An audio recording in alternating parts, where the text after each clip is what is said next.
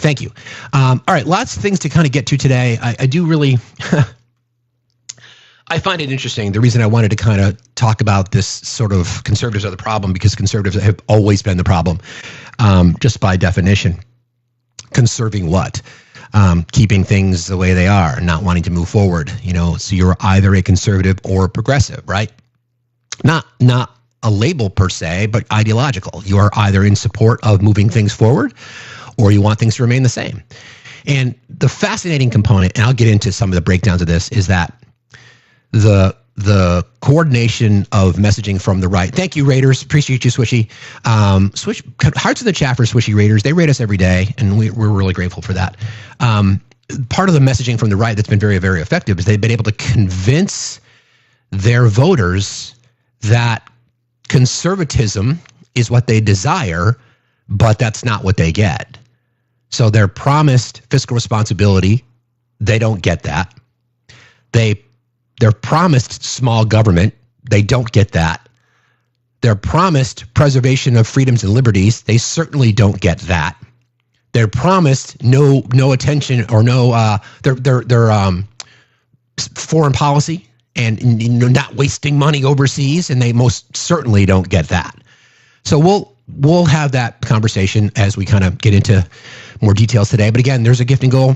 Please consider supporting our channel and tapping like crazy to help us stay on the FYP, because again, this is not our normal home. In case you are just finding us here, please consider following me on the backup. We do go live every Monday through Friday, 8 a.m. till noon on the main account, Factsstillmatter, and 8 till noon Eastern time. But this is our backup, so thank you. All right, so I want to kind of go back. Let's go back to the beginning of the year, if you will. Let's go back to January 20th, 2025 at noon, and think about the things that were, well, we can even go back further than that. We can think about the campaign promises, right? All the promises that were given by the Trump administration, and at that point, the Trump campaign, about, and we're going to go through these one at a time, and it's going to lead me up to just a fascinating pivot like I've never seen before. This proving the incompetence of the entire administration. Inflation. Don't forget, one of the things that they ran on, that he was going to end inflation. Those are the words used. I've got the sound, I can pull it up, but going to end inflation. So we track these kinds of things, right? So the current inflation rate and the next rate, they announce these on the 15th of every month. So June's will come out on July 15th. So from April to May, inflation went up 0.1%, from 2.3 to 2.4%. I don't know about you, but that's not ending inflation to me. Okay, first of all, it's not something you can end. You have to have inflation. That's necessary. Once again, because conservatives, in particular MAGA voters, who are not very well informed, I think we can obviously say that. They think they are, but they're not. They live in a massive echo chamber that they accuse the left of living in. And I'll break that down for you, and I'll give you some real examples as we go through our day today. That's not inflation ending. That's inflation going up. And the expectation is, as we really start to see the impact of tariffs and that whole, we've talked about how Trump always chickens out because, his response to tough guy rhetoric regarding negotiations is just to send out strongly worded letters. That was hilarious. So that happened. Also, gas prices. One of the other promises that he made on the campaign trail was that the cost of energy will decline. So the inflation rate that I gave you comes from the Department of Labor. So that's tracked. That is a primary source. That's not opinion. That's not from CNN, even though if CNN or NBC or Fox, if they reported on the number, that is the number, okay? So we track gas prices through the EIA, which is the one we always use, which is the Energy Information Administration. They track gas prices, they track prices for a barrel of oil, they do all these things. They track about wells in the ground. That is the source that every administration has been using going back decades. When Mr. Trump took office, so let's look at the end of January. So we won't give him credit for January. Let's start with February. So at the end of February, the national average, again, it doesn't matter what your Costco in your small town is. Doesn't matter what the price there is. What matters is what the national average is the national average. What is that right there? Oops, sorry. The national average at the end of February was $3.24 a gallon. The national average as of the end of June, $3.27 a gallon. So gas prices are going up. So these are some of the things that the Trump administration has run on, that they're gonna end inflation. We saw inflation go up. They're gonna lower gas prices. Gas prices are going up. Unemployment is flat, 4.1%. That's flat. So that hasn't changed. Where are all these jobs that were promised? That hasn't changed. There's still roughly between 7 and 9 million open positions in our country. 7 to 9 million people on unemployment with around 11 million openings. So where are those jobs? Then if you heard Brooke Rollins yesterday, and I'll play that sound because that is crazy, what she wants to do, how she wants to solve some of these problems. Be prepared to have Mima and Peepaw out in the fields because that's what she thinks. Did he say it would happen immediately? Yeah, he did. He said he would end inflation on day one. Oh my God. All right, let's find the sound. That's fine. I'm happy to find that. No problem. No problem. Since you asked. I'm happy to provide this for you because this is what we do around here. We provide sources. We fact check. Again, we're not here to argue about it, so I'm just gonna play the sound for you. Hold on. Why is it? Well, here we go.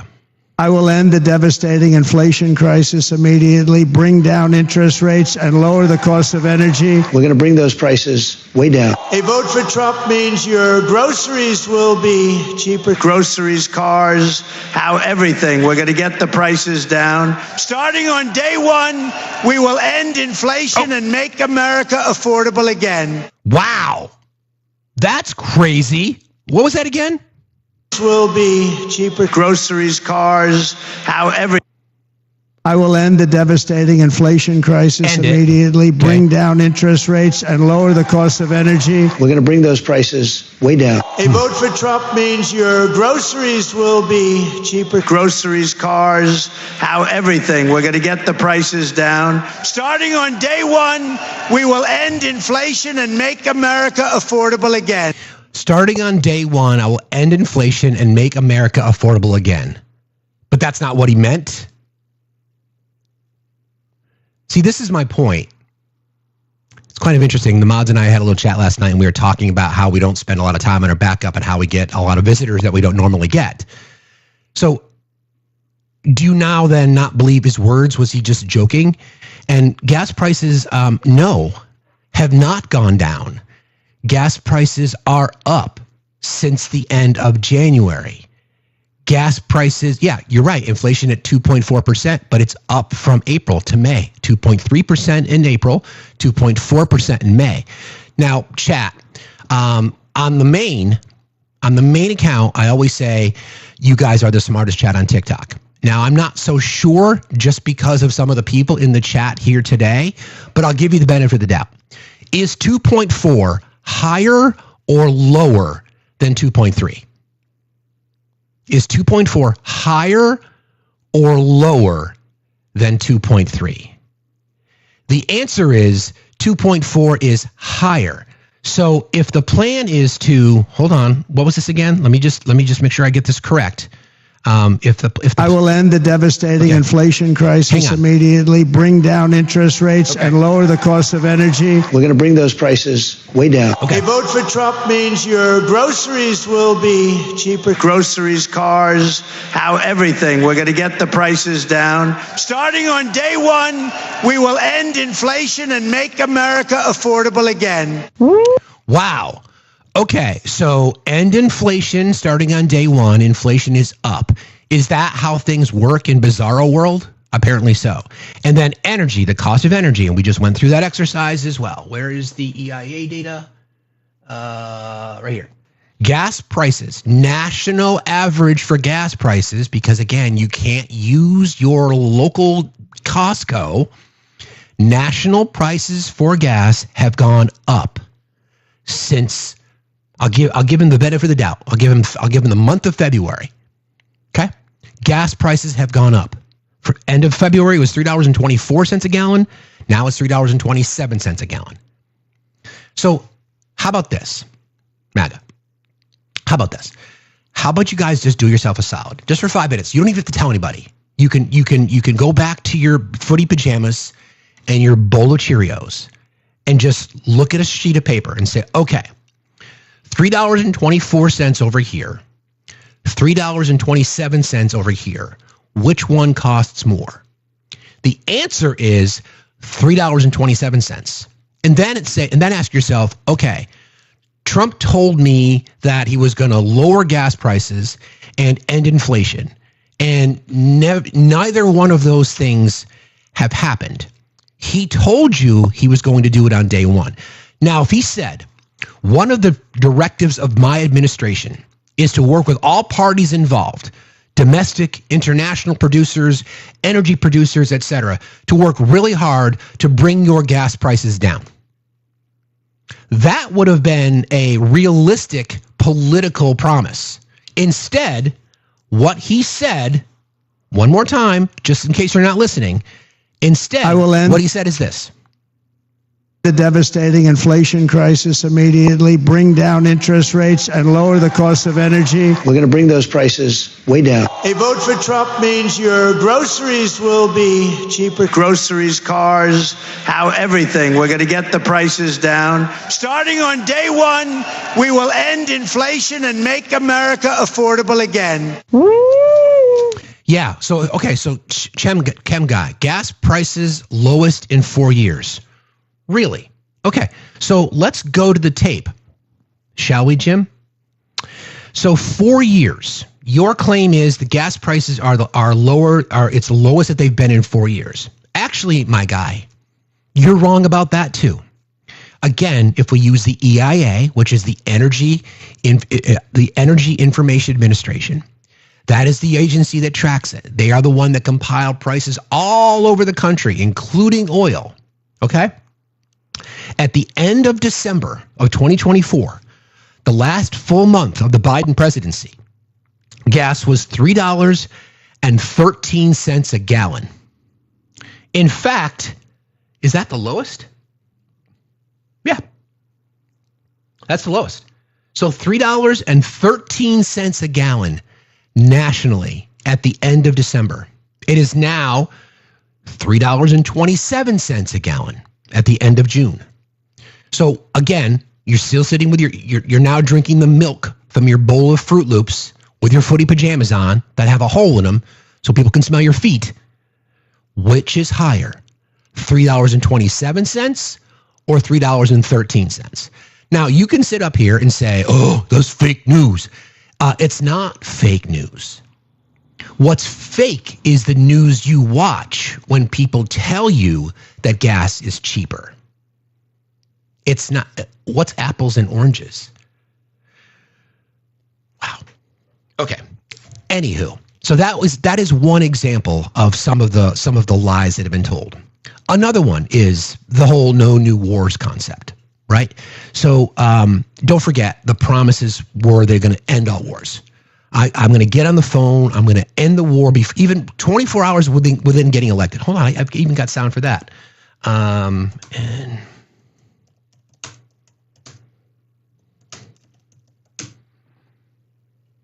yeah,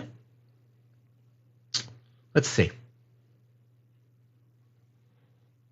Before I even arrive at the Oval Office, shortly after we win the presidency, I will have the horrible war between Russia and Ukraine settled.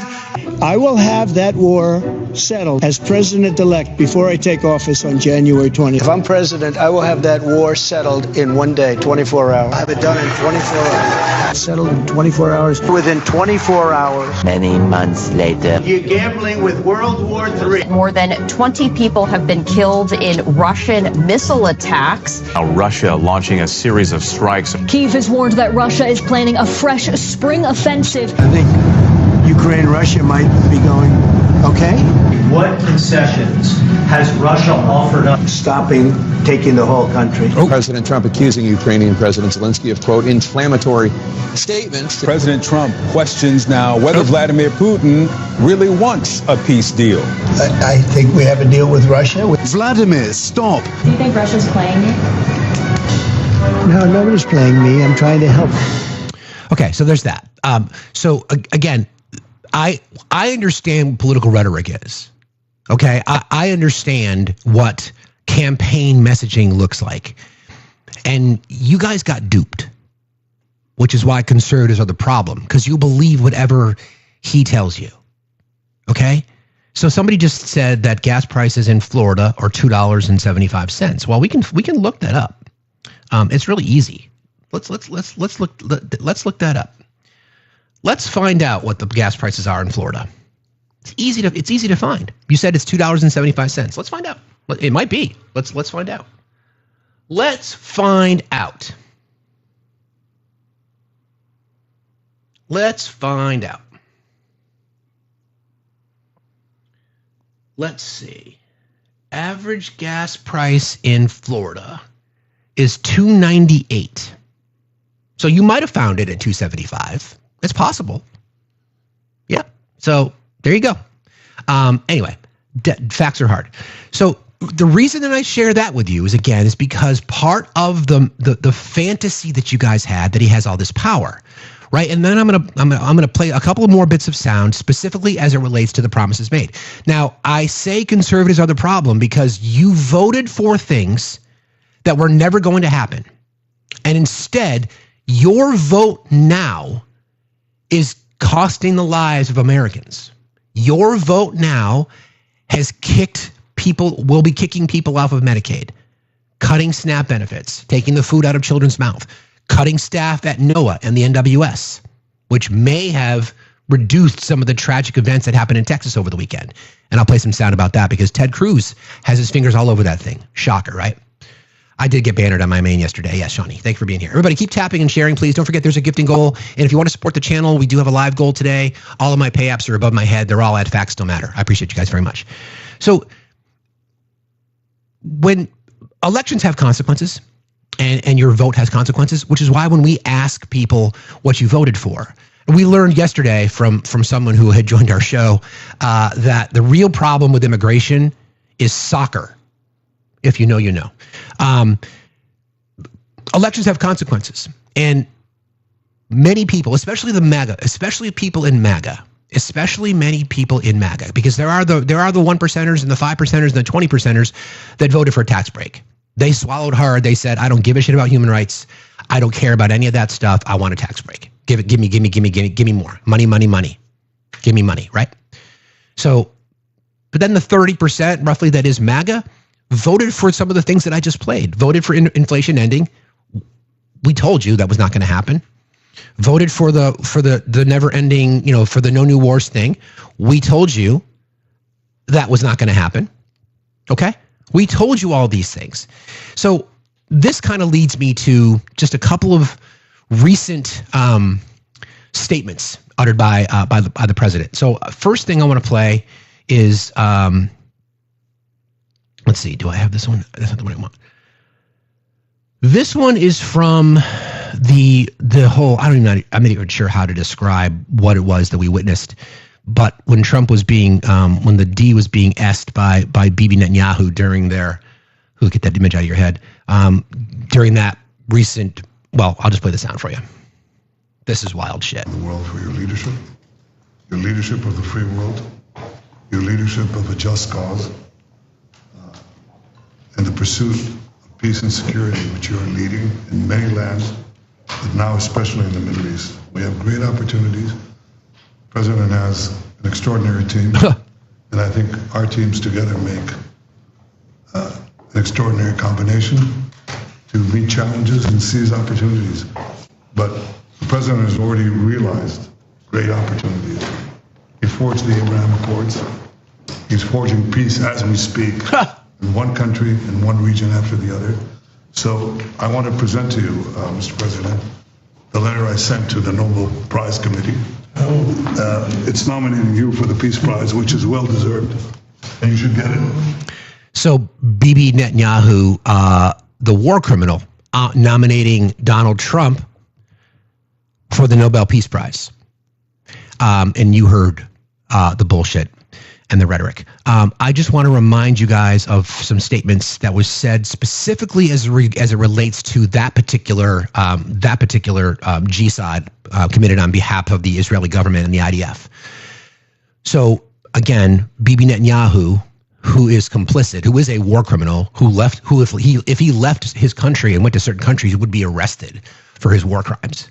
And he is the one that is nominating Donald Trump for the Nobel Peace Prize. And I'll remind you of the person who he just nominated for the Nobel Peace Prize, what he had to say about Gaza. That site, and we'll have lots of good things built there, including hotels, and any problem, and nobody's going to... How is the U.S. going to own Gaza? Your White House has made clear taxpayer dollars won't be used for this. So what money are you going to use to buy Gaza? Well, we're not going to buy anything. We're going to have it. We're going to keep it, and we're going to make sure that there's going to be peace, and there's not going to be any problem, and nobody's going to question it. And we're going to run it very properly, and eventually we'll have economic development at a very large scale, maybe the largest scale on that site. Whoa. And we'll have lots of good things built there, including hotels and office buildings and housing and other things. And we'll make that site into what it should be. And Mr. President, take it under what authority? It is sovereign territory. Under the U.S. authority. Mr. President, you said before that the U.S. would buy Gaza, and today you just said we're not going to buy Gaza. We're not going to have to buy. We're going to have Gaza. We don't have to buy. There's nothing to buy. We will have Gaza. What does that mean? No reason to buy. There is nothing to buy. It's Gaza. It's a war-torn area. We're going to take it. We're going to hold it. We're going to cherish it. We're going to get it going eventually, where a lot of jobs are going to be created for the people in the Middle East. It's going to be for the people in the Middle East, but I think it could be a diamond. It could be an absolute tremendous. So we're just going to take it. We're just going to displace millions of people.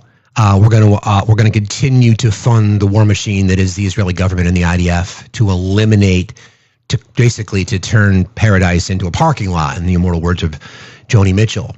And as a reminder, MAGA, the United States provides $4 to $5 billion annually to support the Israeli defense budget. Meanwhile, in Israel, they have universal health care. They have publicly funded higher education, and women have control of their own bodies. I don't know if you knew that, but they do. So your taxpayer dollars, MAGA, are paying for universal health care, women's rights to their body, abortion, and free college. And you're fine with it as long as it happens someplace else. So, lies about the economy, which we told you so. Lies about, what about Biden? Lies about the economy, which we told you so. Lies about no new wars, which we told you. Lies about making sure that we are taking care of the American citizen because we're going to invest in things that help the American citizen. Promise that you would only be going after criminals, right? The worst of the worst. And we know that last time I checked, ICE agents going to, elementary schools. Last time I checked, a fourth grader isn't a criminal. What did I lie about? Gas prices? Chem guy. Okay. Chem guy. You don't know what the EIA is, my guy. The EIA, again, is the U.S. Energy Information Administration. They are the agency that produces and publishes national averages for gas prices. In their report that come out every single month, I'll just do this. It's just easier. Oh, God.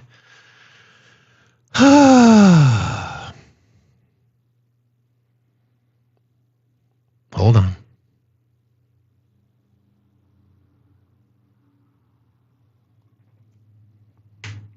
Here you go. This is the EIA, right there. EIA. This is gas prices, okay? So that's what this category is. U.S. all grades, all formulations, retail gasoline prices, dollars per gallon. This is the chart. It goes all the way back to 1993. If you go to the bottom, you can look. This is 2025. Here's December 2024, the last full month of the Biden administration, $3.14. Round it up, say 314. This entire stretch right here is the Trump administration. National average at the end of January was 319. End of February, 324, 322, 329, 327, 327. 327 is more than 313. I know it's tough. I get it. I'd be embarrassed too. I really would, but I don't know what to tell you. Hold on. Let me do this.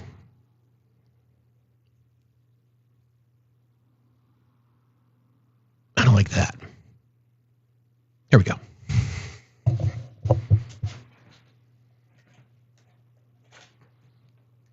I need a better setup for that. But anyway. There. Okay? Okay? Okay? Jacob, you don't want to have a conversation, man. You were embarrassed yesterday, and so many people were so happy to see you. Look at the prices 6 months before.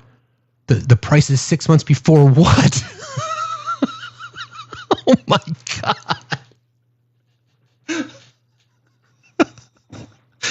The gas price in November was $3.17. The gas price in October was $3.26. The gas price in September was $3.30.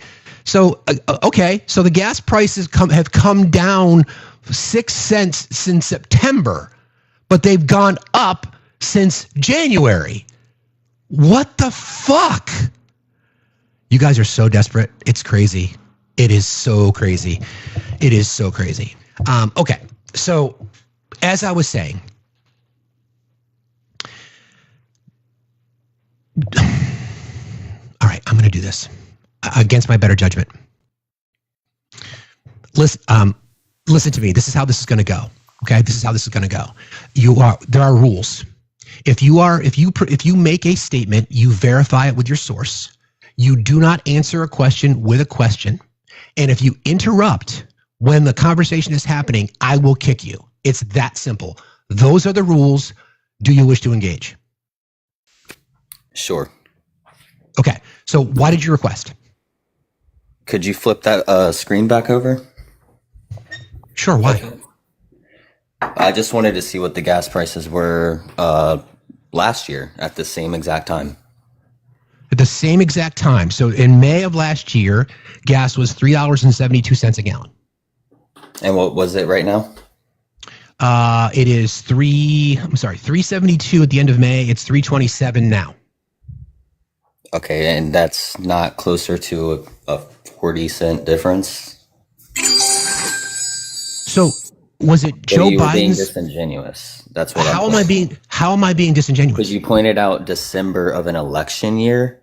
Of course, gas prices right before he walked out of office were going down.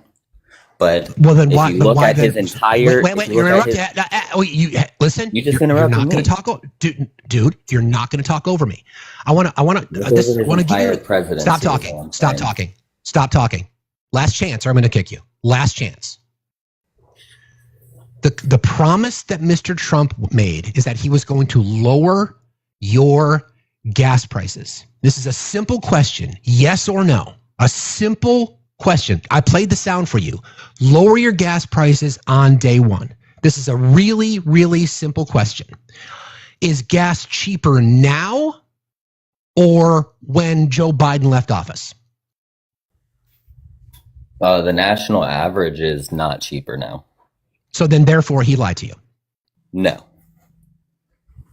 Yes. Have a good day. That right there, friends, is an example of cognitive dissonance. That's an example. And I don't know how to help that person. That is an example of cognitive dissonance. When you hear the words coming from Mr. Trump that I'm going to lower your gas prices, I'm going to lower them. Lower means lower. This would be a platform. This would be a lower platform. This was the price of gas at the end of December. This is the price of gas now. The argument about elections. So if that were the case, if that were the argument, if that argument were valid, then why were gas prices more expensive pre-election than post? The price of gas in August was $3.50. The price of gas in September was $3.39. The price of gas in October was $3.27. Gas prices have been coming down until Mr. Trump got in, and then the prices went up. Do you see how ridiculous it is when you are so buried down the road that you cannot just look at the reality? Yeah, look up we did look up the average during the Biden administration. Oh my God, this is crazy. I know how gas prices work. What you guys don't know is Donald Trump is the reason the gas prices were so high because of the OPEC Plus deal, but I won't even get into that because you guys have no idea what that was like. Nobody was driving. I'll give you a summary. Nobody was driving during COVID. Domestic producers were hemorrhaging. Gas was under $50 a barrel. Actually, it even went negative. There was a glut. Nobody was driving. Gas prices were cratering. Domestic energy producers went to Trump and said, listen, I need you to lean in on your friends in Russia and lean in your friends at OPEC and have them cut production. So they did, to the tune, I think it was 2 or 3 or even more, or 4 or 5 million barrels a day, which then allowed prices to gradually reinflate artificially. Okay. And then if that deal was signed for 6 months, it would have been a good deal. There's no doubt about it. But it was signed for 2 years. For 2 years. So we can track it. We have the data. So in 2019, 2020, gas had dropped to below $2 a gallon. $1.93 was the lowest price on average. That was in April. 2 years later to the day when that OPEC Plus deal ended, gas went to $4.21 a gallon. Again, not my opinion. These are the facts. Part of this conversation today, the reason that conservatives are the problem is because you guys are just unwilling to see the truth. It's really not that hard. If that deal had been signed for 6 months, it would have been great. Would have given him credit for it. And the deal itself was good. It was just too long. So we come out of that. We come out of that, and then all of a sudden, OPEC's like, look, I'm not going to increase my production. Why should I? I'm making record profits. So why would they? So it doesn't matter. Which then leads me to where I really wanted to go with this conversation, specifically as it relates to more lies, specifically as it relates to Ukraine. So this is a story 5 days ago. This is reported by the AP. 5 days ago, the headline is, Trump says U.S. has given Ukraine too many weapons in first public comments on pause in shipments. Don't forget, ran on, we give too much money overseas. We're going to stop funding. We're going to stop sending wasted money, billions and billions and billions of dollars. I've heard him say anything from $600 billion to $700 billion, all blah, blah, blah, blah, blah. Well, I did a little fact check on that. So this is the breakdown of what we have sent to Ukraine. This is the breakdown. This is the full hootenanny since Putin's unlawful invasion. $67 billion in weapons, equipment, and security support as of early 2025. This includes items like Patriot missile systems, HIMARS rocket launchers, artillery, ammunition, air defense systems, small arms, armored vehicles, and training. So $70 billion in weapons equipment. By the way, outdated and or aging, which then goes back to the military-industrial complex, and we put Americans to work, and we feed the machine, so to speak. Total emergency funding across all sectors, $182.8 billion allocated by Congress through 2024, of which $83.4 billion had been spent. So of the 182, $84 billion had been spent. This covers not only military aid, but economic, humanitarian, and budget support, including loans and grants to the Ukrainian government and regional partners. legislative funding milestones. Public Law 118-50 in April of 2024, a $95.3 billion appropriation package for Ukraine, Israel, and Taiwan. That is all part of that border bill that Republicans say we didn't vote for this because there's Ukraine and Taiwan funding in there. So they peeled that part out, and guess what? They voted and passed it anyway. Then the Consolidated Appropriations Act of 2022 included a $13.6 billion specifically for Ukraine-related aid.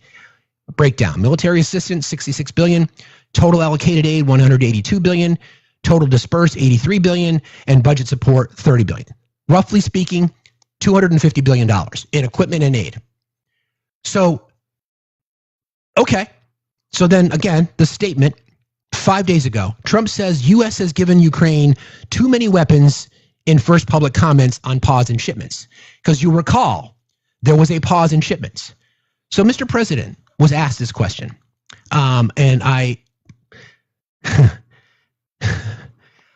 There's going to be some explaining that's going to need to happen from many people in the cabinet, and I will give you a clue as to who it might be. Where is that sound? Okay, so this is dated yesterday. So this is a story reported on by a Fox News affiliate, and you'll hear sound from the president. So please just pay attention. President Donald Trump says he will start sending weapons to Ukraine again after lashing out at Russian President Vladimir Putin. I'm sorry, what? Isn't it about America first? We shouldn't be sending any more. We shouldn't be sending anything else to Ukraine. That's it. No more. Want to stop funding that? No more. And then, oh, wow. Russian attacks on Ukraine have been escalating as efforts by the Trump administration to negotiate a peace deal have not worked. Last week, the Pentagon paused weapon shipments to Ukraine. Today, Trump says the U.S. will help the country defend itself. We want to put defensive weapons because Putin is not, I'm sorry, what was that? We want to put defensive weapons because Putin is not. Hold on, what was that? Itself. We want to put defensive weapons because Putin is not, he's not treating human beings right. He's killing too many people. So we're sending some defensive weapons to Ukraine, and I've approved that. When asked for a reason behind the initial pause and who approved it, President Trump said he did not know. Interesting. So he approved more funding for Ukraine. You know why he did that? Because he backed the wrong horse. Vladimir Putin does not want to end this war. He wants to win this war. And you guys bought it. You guys bought it that he could end that war in 24 hours. You guys bought it. Hook, line, and sinker. And what's worse, there's reporting now from the AP. Hegseth did not inform the White House before he authorized pause on weapon shipments to Ukraine. Secretary of Defense Hegseth did not inform the White House before he authorized a pause on weapons shipments to Ukraine last week, according to 5 sources familiar with the matter, setting off a scramble inside the administration to understand why the halt was implemented and explain it to Congress and the Ukrainian government. Remember how money is appropriated. Congress is the one who authorizes it. Congress is the one who says, you send it. The reason that Trump got impeached the first time is because he withheld congressionally appropriated aid to Ukraine and then attempted to extort President Zelensky over it. Okay. President Trump suggested on Tuesday that he was not responsible for the move. Asked on Tuesday during a cabinet meeting, the sound of which I just played, whether he approved of the pause in shipments, Trump demurred, saying only that the U.S. would continue to send defensive weapons to Ukraine. Pressed again on who authorized the pause, Trump replied, I don't know. Why don't you tell me? The episode underscores the often haphazard policymaking process inside the Trump administration, particularly under Hegseth at the Department of Defense. The pause was the second time this year that Hegseth has decided to halt the flow of U.S. weapons to Ukraine, catching senior national security officials off guard, sources said. It first happened in February, and the decision was quickly reversed 3 of the sources said, mirroring what happened on Monday night when Trump announced that the weapons shipments would continue despite Hegseth signing off on the pause. The U.S. Special Envoy to Ukraine, retired General Keith Kellogg, and the Secretary of State Marco Rubio, who's also Trump's national security advisor, were also not told about the pause beforehand and learned about it from press reports, according to a senior administration official and 2 of the sources. So, is Pete Hegseth qualified to do that job? I'm sure that this is a what about Biden thing too, right?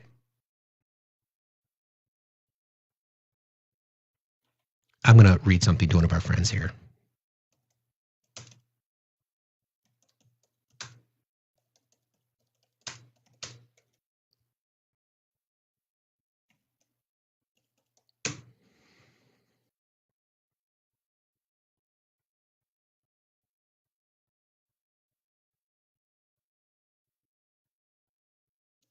Stand by.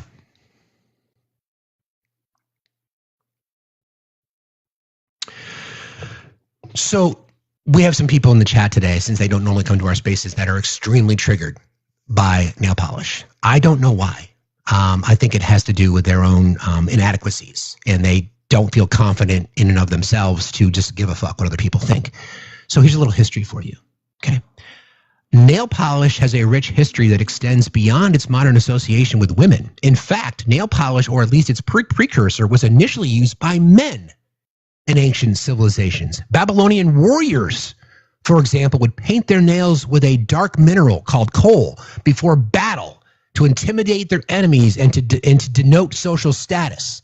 Similarly, ancient Egyptians used henna to color their nails. Later, in the 70s and 80s, nail polish became a statement piece in the rock and roll scene, worn by musicians like David Bowie, Steven Tyler, Johnny Depp, according to the Gel Bottle Incorporated US Today. And today, the trend of men wearing nail polish is experiencing a resurgence, with celebrities and everyday individuals embracing it as a form of self-expression. Wow. You know, I'm really sorry that you are so insecure that you can't express yourself. I'm really, really sorry about that. It's unfortunate. It's really unfortunate. But anyway, and you know what? You may not care about this, but people like security in men, women, whichever your flavor. People like the fact that people are secure in themselves. So have a good day. God. Anyway, so Pete Hegseth's got a lot of questions he's got to answer, right? This is the second time that this has happened. And then we've got the whole Signalgate, 2 instances of that. And then he's all over the map. So he's got some explaining to do. A lot of it. Okay, I want to, this is something that I wanted to just touch on before we go too much further into our topic today. Everybody, please continue to like and share the live. Tapping is clapping, sharing is caring. Liking is loving. Don't forget, there is a gifting goal today. If you guys wouldn't mind contributing to that, it helps us stay on the FYP. And let me just check real quick here on a couple things. Morella, Morel, thank you for your $2 on Cash App. I never found you, but I'm glad I did. Thank you for saying that. I appreciate that very, very much. Thank you, guys. So I'll drop this down to 198. Excellent. Okay. I mentioned earlier about Brooke Rollins, who's the Secretary of Agriculture, and because we know that the big piece of crap, ugly ass bill will take people off of Medicaid, even though our people in the chat are refusing to accept that. We do know that there's always been work requirements. We do know that the Medicaid application fee and processing is also scrutinized. And we do know that 40% of Medicaid recipients in our country are kids, and a significantly large number are also the elderly and disabled. And funding for rural hospitals comes from Medicaid. So if Medicaid is then cut for large chunks of our population, the estimate is anywhere between 12 and 15 million people, then those rural hospitals will not be able to fund their budgets, because in red states are already supplemented by blue states. So those of you who live in red states, who predominantly vote for Trump, you're welcome. Can we have our money back? We'd appreciate that. Okay, let me do one more guess before we get into our topic. Everybody keep tapping and sharing. Get outside. How are you? Good. So yes, the question is do you really ever listen to go back, maybe watch your lives and listen to yourself? I don't need to. And the reason I'm asking is because you're sitting there framing Donald Trump going ahead and sending weapons back over to Ukraine as a bad thing. He tried one thing for peace and it didn't work. So now he's like, well, you know what? Fuck you. This is what we're going to do. See, that's a good thing. And most people. Right, yeah, but that's hold on a second. Okay, so let's talk about it. Hold on a second. Get outside. Hold on a second. The promise was, and don't forget, all the rhetoric that we heard for 4 years is we shouldn't be sending any weapons or any money to any country overseas. We should be taking care of our own. You know that was the rhetoric that we listened to for 4 years, correct? And I agree with that. But wait. Hold on a second. Hold on a second. Hold on. All right. That was the rhetoric that we heard from 4 years, including from Donald Trump himself, that we're going to stop funding these endless wars. We're not going to be sending any more money. We're not going to be sending any more arms. He promises that he's going to end the war between Russia and Ukraine in 24 hours, even before he takes office. And now we realize, listen, we knew that was not going to happen. We knew that Putin was not going to stop. We knew that. The question is, why didn't you guys? And why did you believe? And hold on. And why did you believe Trump when he said he was going to do that? Why? I didn't believe Putin was going to stop. But you got to try something. It's easy to say that now, though, man. It's easy to say that now. It's not. All right. Let me ask you something. Do you have children? It's easy. It's easy to say that now, though, isn't it? It's easy to say that now. More than 2 words. Maybe it's easy to say that. Maybe it's easy to say that now. Say more than 2 words. See, this is how you all do it and control your lives. You get it so it's just a little snippet. No, right. So let me ask you a question. Okay. Sure. Do you have children? I do.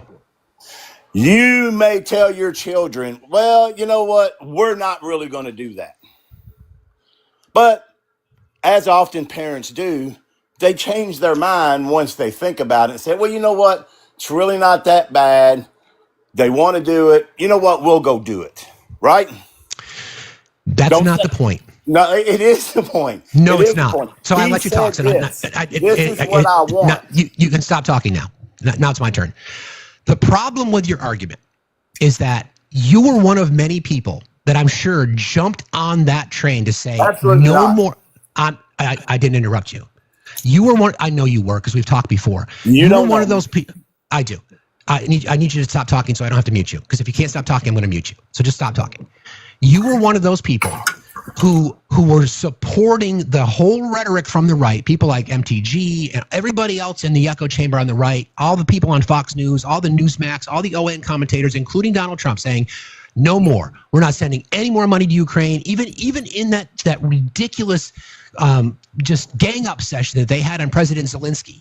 You have no leverage, blah, blah, blah. You guys were cheering that shit on. We know that Vladimir Putin was not going to stop because he does not want a ceasefire. He doesn't want the war to end unless it's on his terms. He wants to win the war. So I find it very convenient for you guys to say that now, that, oh yeah, he realized, maybe it's that he realized that he's weak and he did not have the ability to end the war. So instead, what he should have said is that we're going to lean in on diplomacy and hopefully we can solve this problem. Ukraine is our ally. We will continue to provide them resources that they need to defend themselves. Why didn't he say that instead of saying, I'm going to end the war, we're not going to send any more money to Ukraine? Why did he say that? Because it's Donald Trump and that's the way he talks. And you voted for that. And now people are losing their lives because of it. Yeah, absolutely. See you later. You see what I mean, friends? That's how you drag it out of them. They don't have an argument. They don't have an argument to defend it. They just don't care. They just don't care. That's it. They don't care. Okay? Thank you for at least admitting it, that you don't care that he lied. You don't give a shit. You're right. I was going to say they literally think of him. They have to use the parental reference because they literally see him as daddy. Well, daddy told me we can't go to the park, but if I'm a good boy, maybe we can go to the park. It's so wild. It is so wild. He just flat out lied to you guys. We knew it. We knew it was going to happen. I don't know. Can I add mods while we're doing this? Yes, I can, I guess. Hold on a second.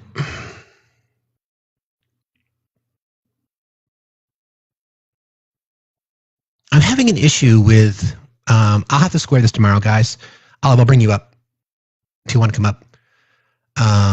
Somewhere is Olive. You can request. I have one more request here. I'll talk to Tim. Yeah, I know, but it's not letting me add anybody, even though I follow them. It's a strange thing. I had this issue before. Yeah. Okay. There's Olive. It's just wild, you guys. Sorry, I was messaging back.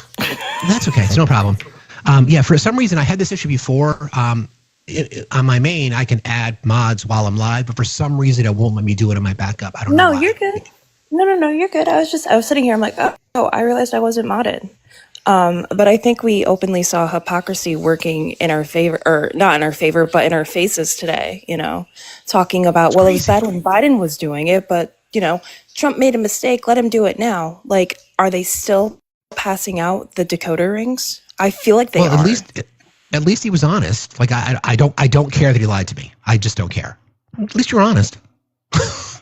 Appreciate that. It was just more funny to me because it's no different than, talking about Iran and stuff like that. Well, Obama did it under different circumstances. It's still not good. No one liked it. It's gross. I know. It's totally gross. What you got for us, friend? I saw you were talking about the Brooke Rollins thing, or Roland Brooks, or whatever her name is, about, maybe those that are getting off Medicaid should become the new farmers. It's like, yeah, let me play that Grandma sound. And Grandpa actually should be working in the field. Yeah, this is just an acknowledgement. I'll play that while you're here.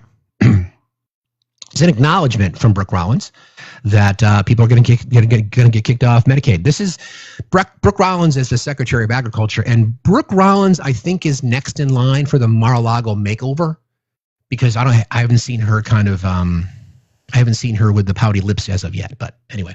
But I can't underscore enough. There will be no amnesty. The mass deportations continue, but in a strategic way, and we move the workforce towards automation and 100% American participation, which again, with 34 million people, able-bodied adults on Medicaid, we should be able to do that fairly quickly. Thank you. Woo-hoo! One more time. There will be no amnesty. The mass deportations continue, but in a strategic way, and we move the workforce towards automation and 100% American participation, which again, with 34 million people, able-bodied adults on Medicaid, we should be able to do that fairly quickly. Thank you. So, red state. I can't underscore enough. There will be no red state MAGA voters. We know many of you are on Medicaid because we pay the bills, so we know that. Get off your lazy asses and get in the field and start picking fruit. Pull yourselves up by the bootstraps, get off your lazy asses, and get out there and start picking strawberries. Because that's what the Secretary of Agriculture wants you to do. Agriculture. Secretary of Agriculture wants you to do.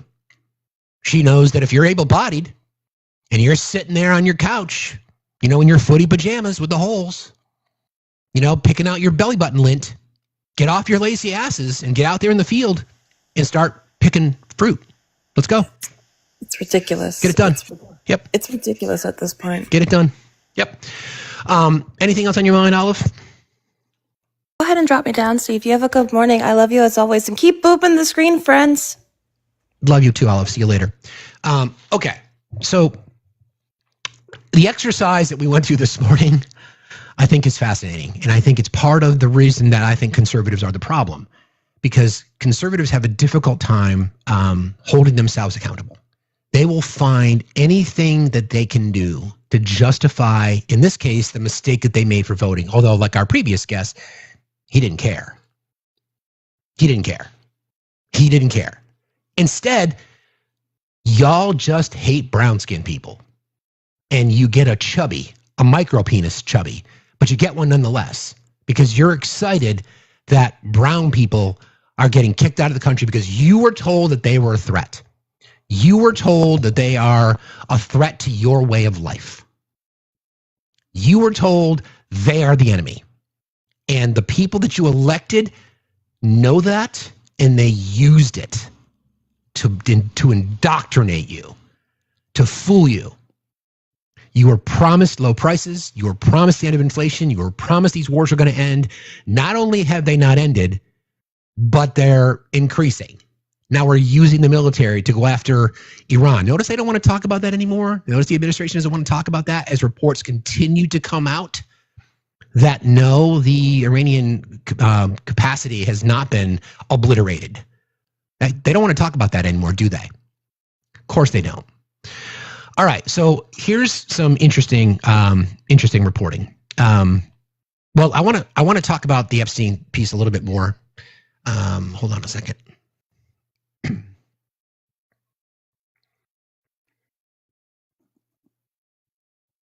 Everybody keep tapping and sharing, please. Crowd does not look like you're able to connect, friend.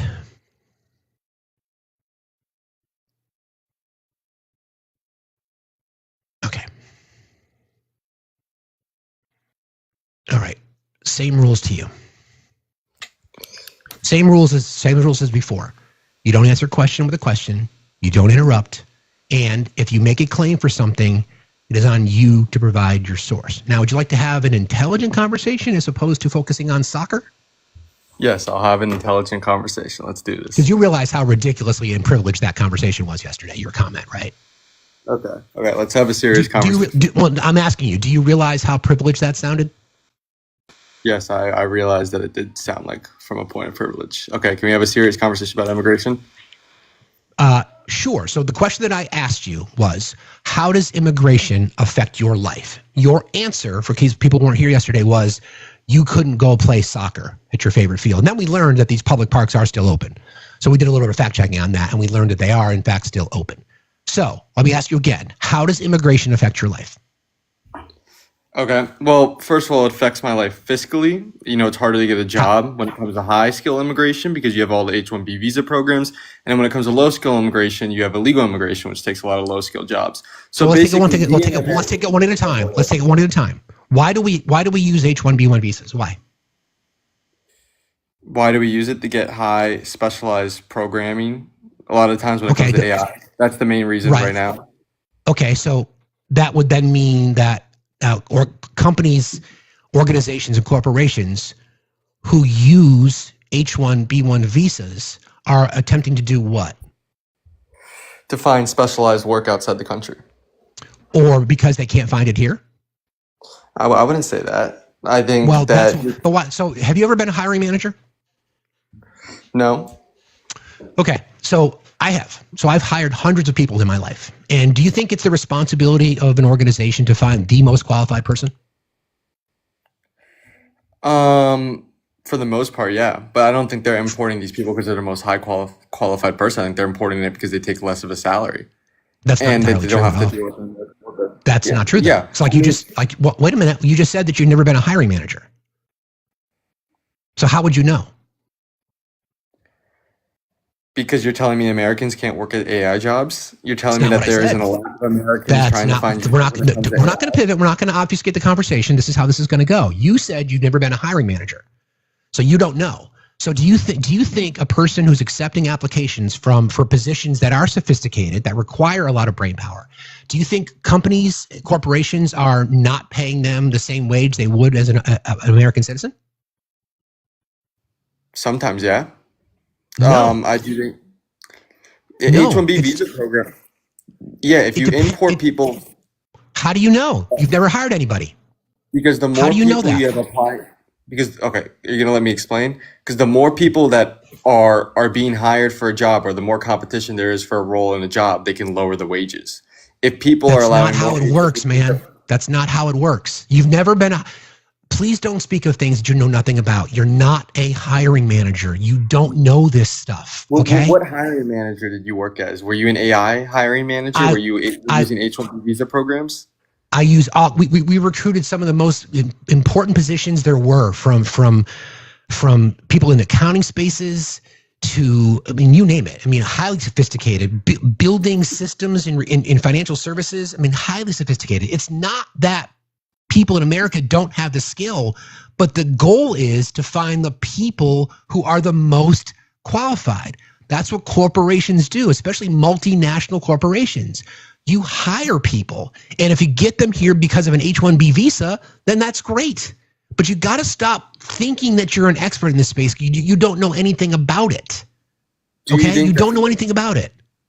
Okay, do you think the U.S. government? Now, are you qualified for one of those positions? For one of what positions? I'm not going into the one we were just talking about. A hedge fund? Then why? Yeah, I'm going to work for that. So okay. So can I explain? Okay, you can try. I'll explain. Do you think that the U.S. government should have some protections on its citizens being able to have jobs?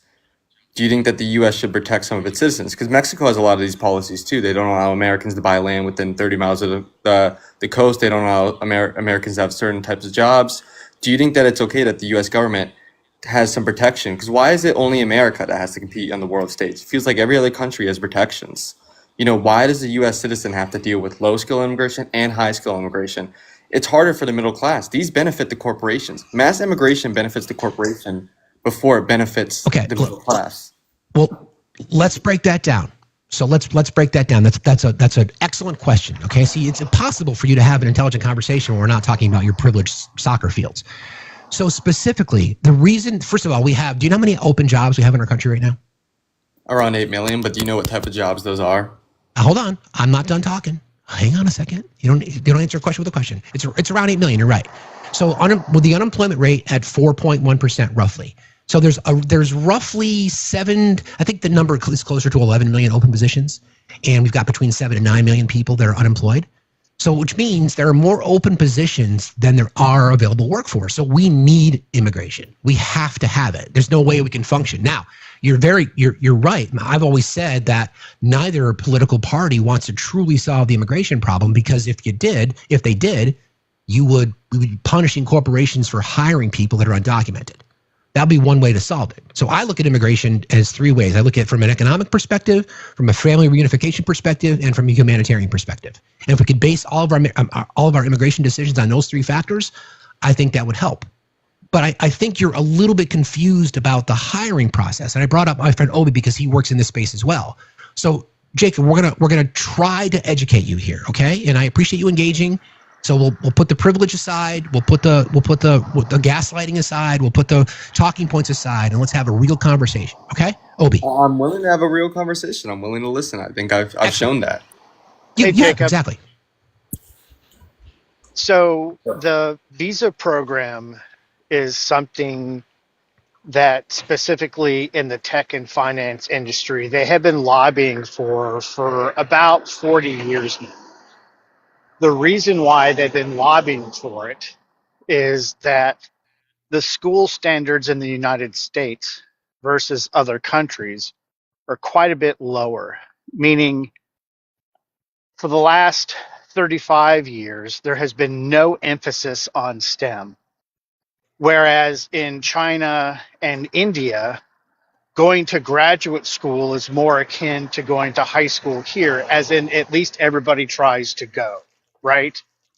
So you had a world of skilled persons with specific engineering degrees, which includes maths, right? So you had electrical engineers, mechanical engineers, and a lot of folks got brought over even into governmental roles for civil service jobs around physical engineering versus mathematical engineering, right? So building roads and bridges versus coding.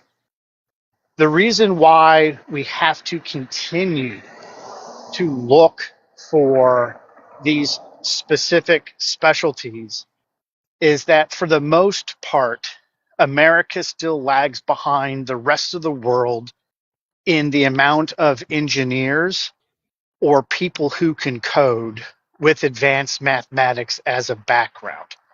And that's a serious issue. So your question is legitimate, right? And it does need to be discussed, because there needs to be the light shown on the persons and corporations doing the hiring.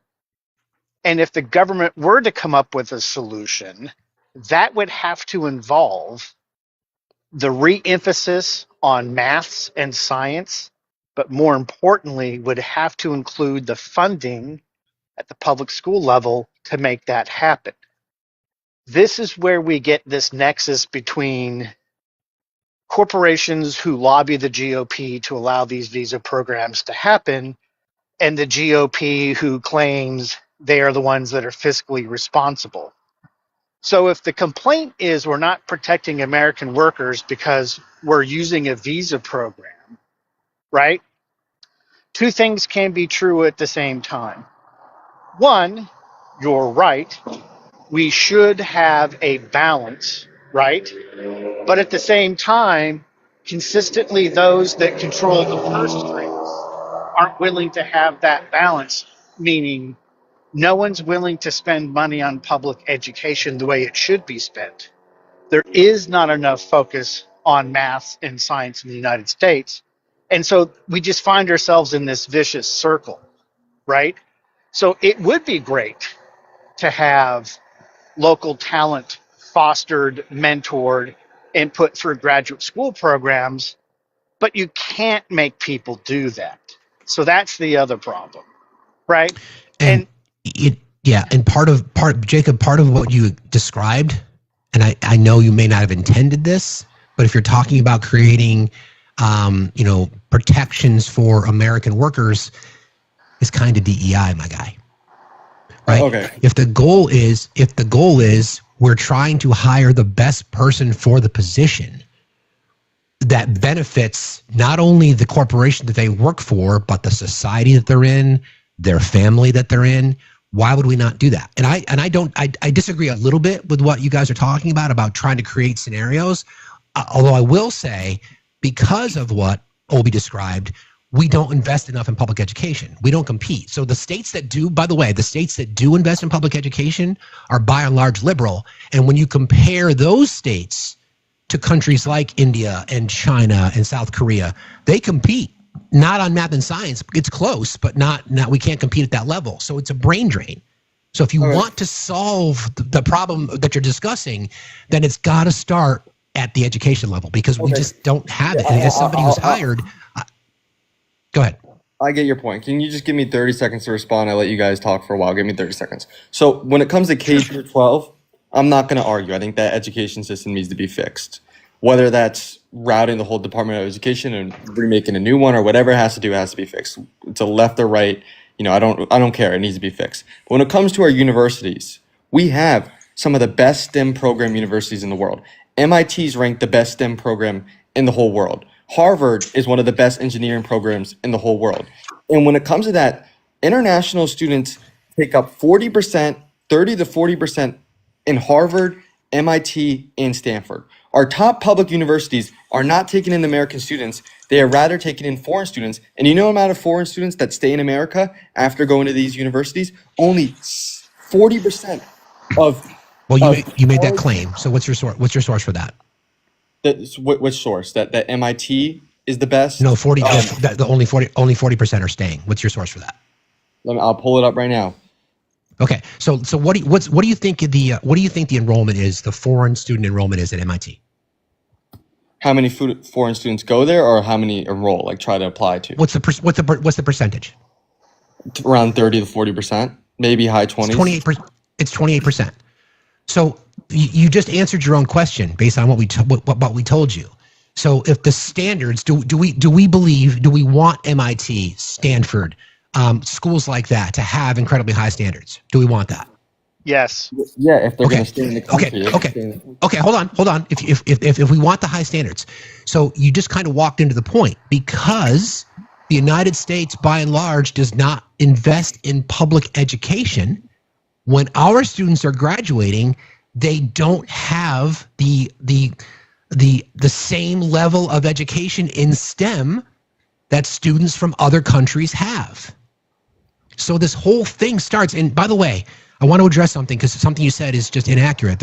The Department of Education does not set curriculum. Department of Education does not set curriculum. I want you to hear that again, okay? They don't do that.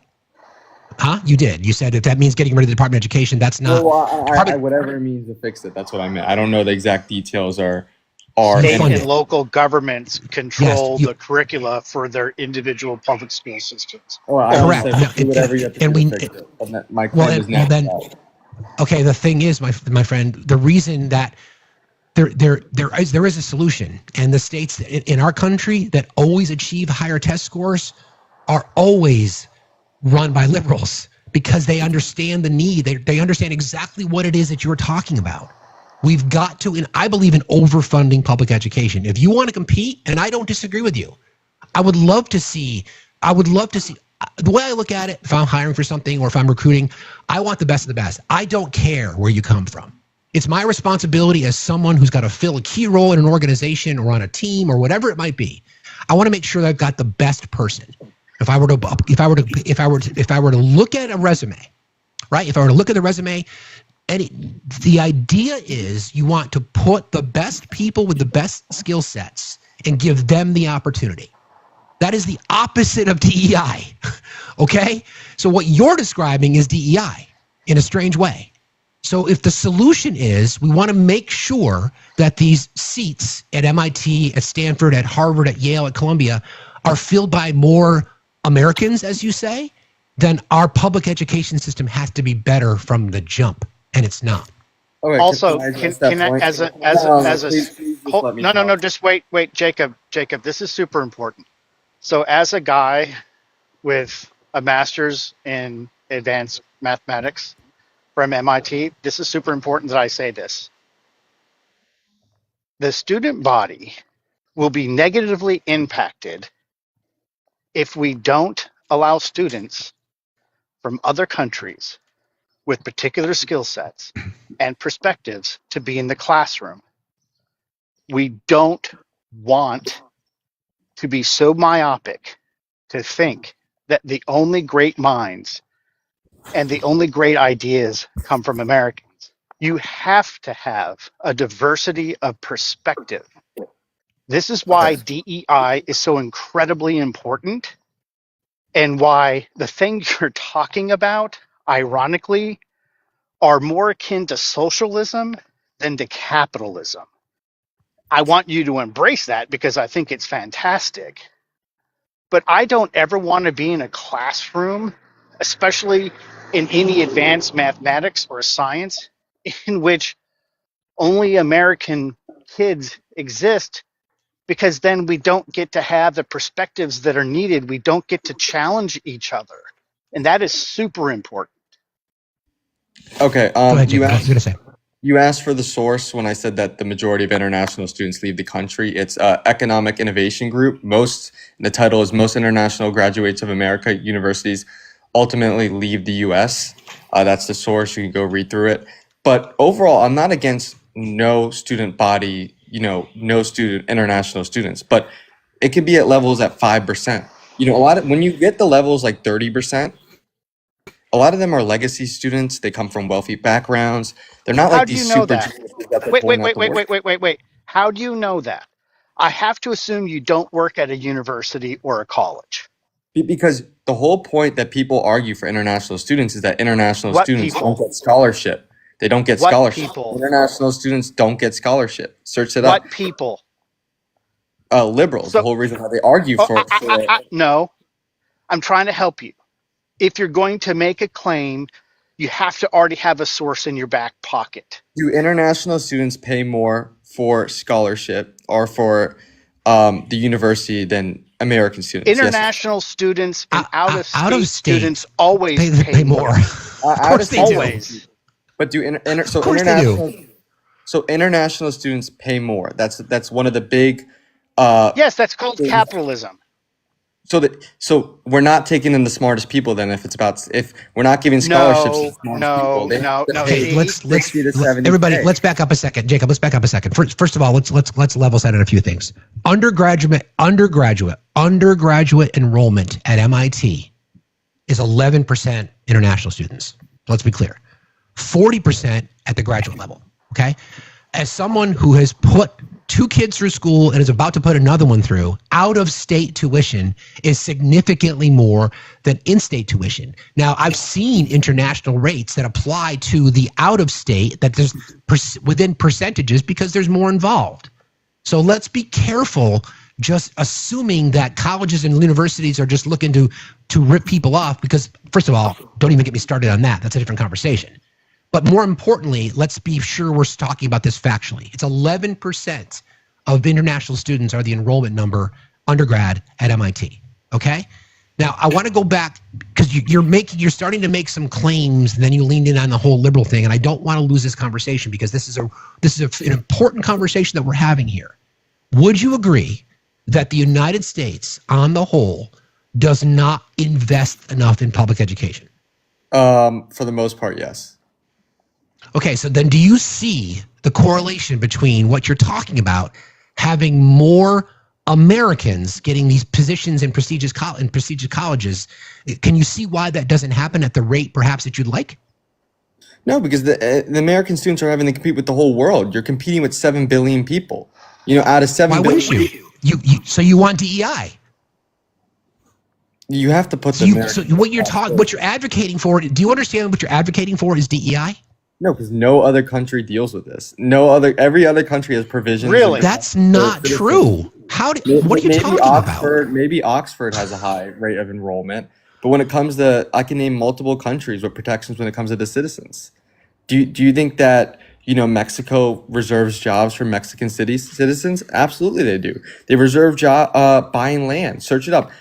In Mexico, Americans are not allowed to buy land. Buying land has nothing to do with education. Stay on the topic. Hold on just a second, because this is slightly on the topic.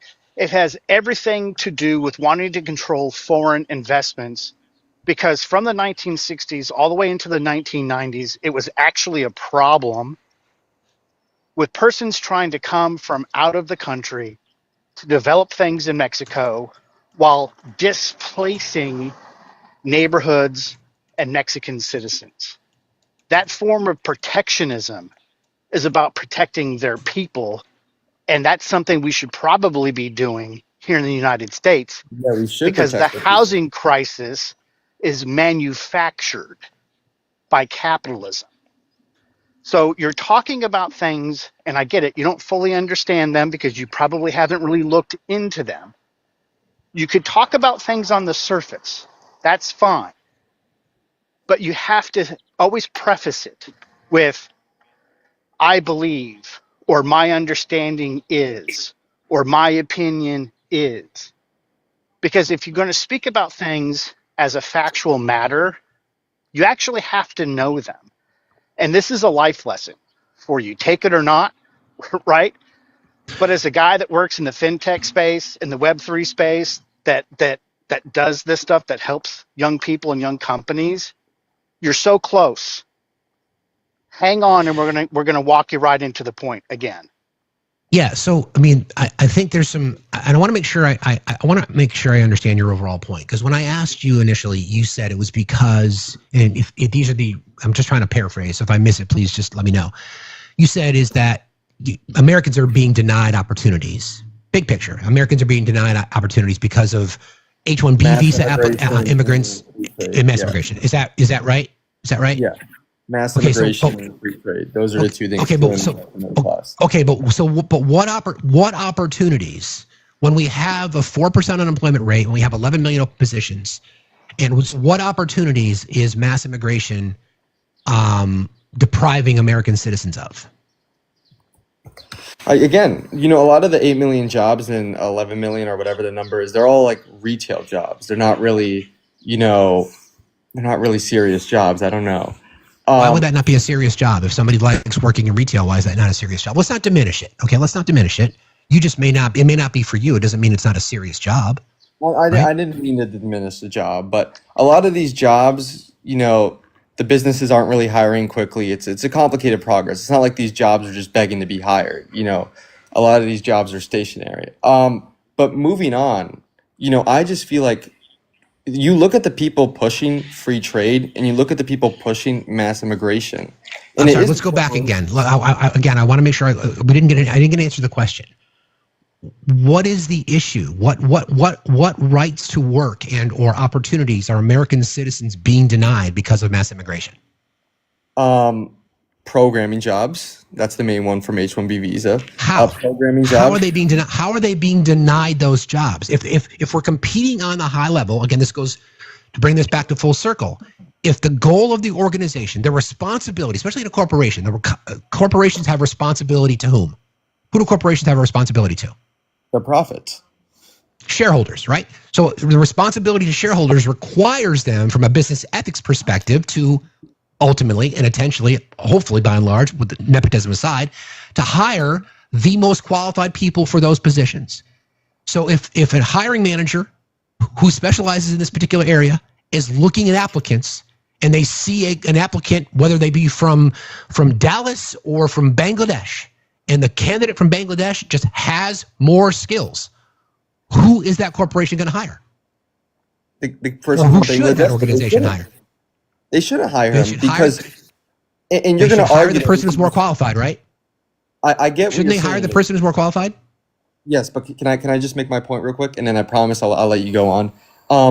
The problem is, I get what you're saying. Invest in education so we don't have this problem. So we can compete on the global stage, and the percentage of foreign workers or whatever goes down. I get your point. Potentially. But the problem is, I just think there's a vast amount of people. When you talk about 7 billion people versus like 200 million people, there will always be more foreign people that are going to be smarter. There's a billion people in China and India alone, and there's only like 300 million Americans. And a lot of those Americans aren't going to be competing for the top programming jobs or whatever. India and China have whose fault is that? What? But whose fault is that? Well, the education system in general. But even if we fix the education system, you're still going to be having 100 million Americans or 50 million Americans, because not every American is going to go in STEM program.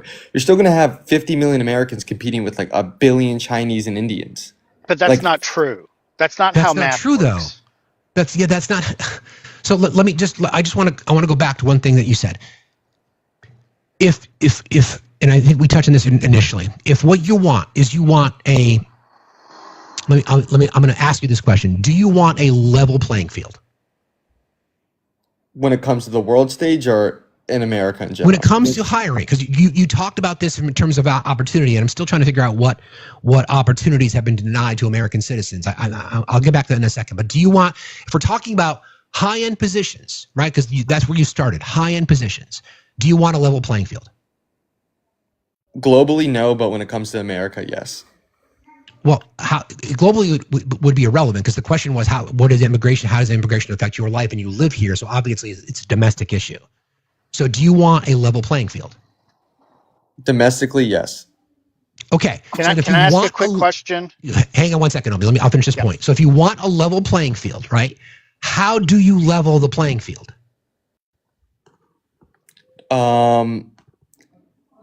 In general or like I'm confused on your question. Can you just answer the question? So we're not talking. I don't want you to talk about globally. I want you to focus on domestic, right? So if people are coming to the United States to go to some of the, as we agreed, some of the best colleges and universities on planet Earth, there is a desire to come here for that reason, right? Now, conservatives like to say that they're liberal indoctrination factories, but yet we still see people coming here because that's where they get the best education. And the same people who complain about liberal indoctrination factories graduated from liberal indoctrination factories. So if people are coming here and applicants apply, organizations hire, corporations hire, if you want the best of the best and we're to compete with the world for these positions, how do you level the playing field? The answer is, again, education. People are graduating high schools and primary schools and high schools in America, and they are behind the rest of the world. Therefore, we can't compete on a level playing field. So what you're talking about is advantaging American citizens, which is DEI. I hate to tell you. And again, I am. Just because you're saying it's DEI doesn't mean I'm not going to be against it. I'm always going to be benefiting the American citizen. You always have to put your American citizen first. But moving on, again, it's about population polls. Yes, I think America needs a better education. But even with better education, Americans will still be losing opportunities, because when you compare 2 billion people from India and China, not even we're talking about the globe. So if you compare 6 billion people or 7 billion people compared Jacob, to 100 million. this is not how maths work. Yeah, let him make his What am point. I saying I think he's trying to make a point. Let him make a point, and then I'll let you talk, Kobe. Go ahead, Jacob. Make your point. You're going to, out of a population pool of 6 billion versus a population pool of 100 million, there will be more, you're going to find more geniuses and more smart people in a population of 6 billion compared to a population of 50 million. And then in the day, you are going to have some regulations when it comes to immigration. Okay. You had a question, Obi? Yeah. What is it that you want to do for a career? Well, I'll probably work. I'm doing hedge fund as an internship right now, so I'll probably work in finance or something, but I'm not sure yet. Maybe a politician. Again, I'm young, so I'm figuring it out. I get being young. I mean, I forgot what it's like to be young, but Joanne, thank you very much for your contribution. Joanne, thank you so very, very much. I appreciate you very much. Thank you. Have you graduated from college yet? No. Again, I'm a sophomore. Okay. So very, very young. Okay. So here's what I would recommend as somebody who worked at banks for 25 plus years. Reach out to the international students at your university that are also in business or finance or economics programs. Get their perspective, because what I'm hearing from you, and now knowing your general age range, it sounds more like things that are being said at home or things that are being said by other adults in your orbit have adversely influenced your opinions. But it's super important to understand data science, because you can't compare 6 billion oranges to 320 million kumquats. Yes, real quick, they're both real quick. fruit. I just want to address a comment. TJ, you said so. Steve bashes evil corporations, but says they can hire how they want. That's called capitalism. Two things can be true, TJ. Yes, we can bash corporations because they are the reason that we are in this position. And as a private organization, they can hire whoever the fuck they want. So two things can be true. But thanks for playing, TJ. Yes. Sorry, Obi. Yeah. So I would really encourage you, one, come back, have conversations. This is really important, right? This is my wheelhouse and this is Steve's wheelhouse. We're really good at this, but more importantly, we actually care about helping people.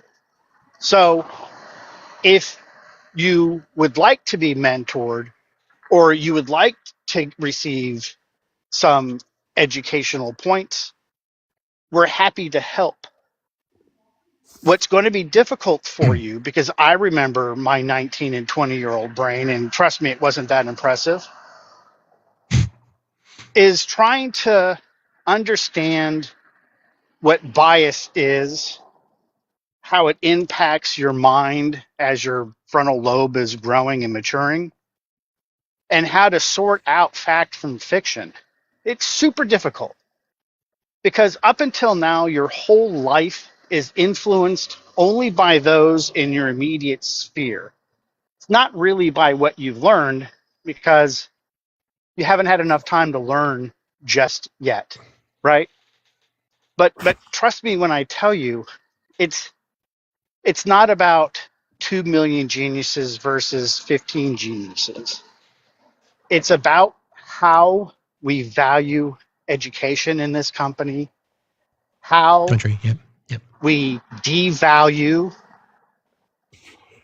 graduate school level education in this country, and how a political party uses education as a weapon, right? Yeah. And so when you talk about wanting to have these things, I agree. There needs to be more balance in how we do visa programs.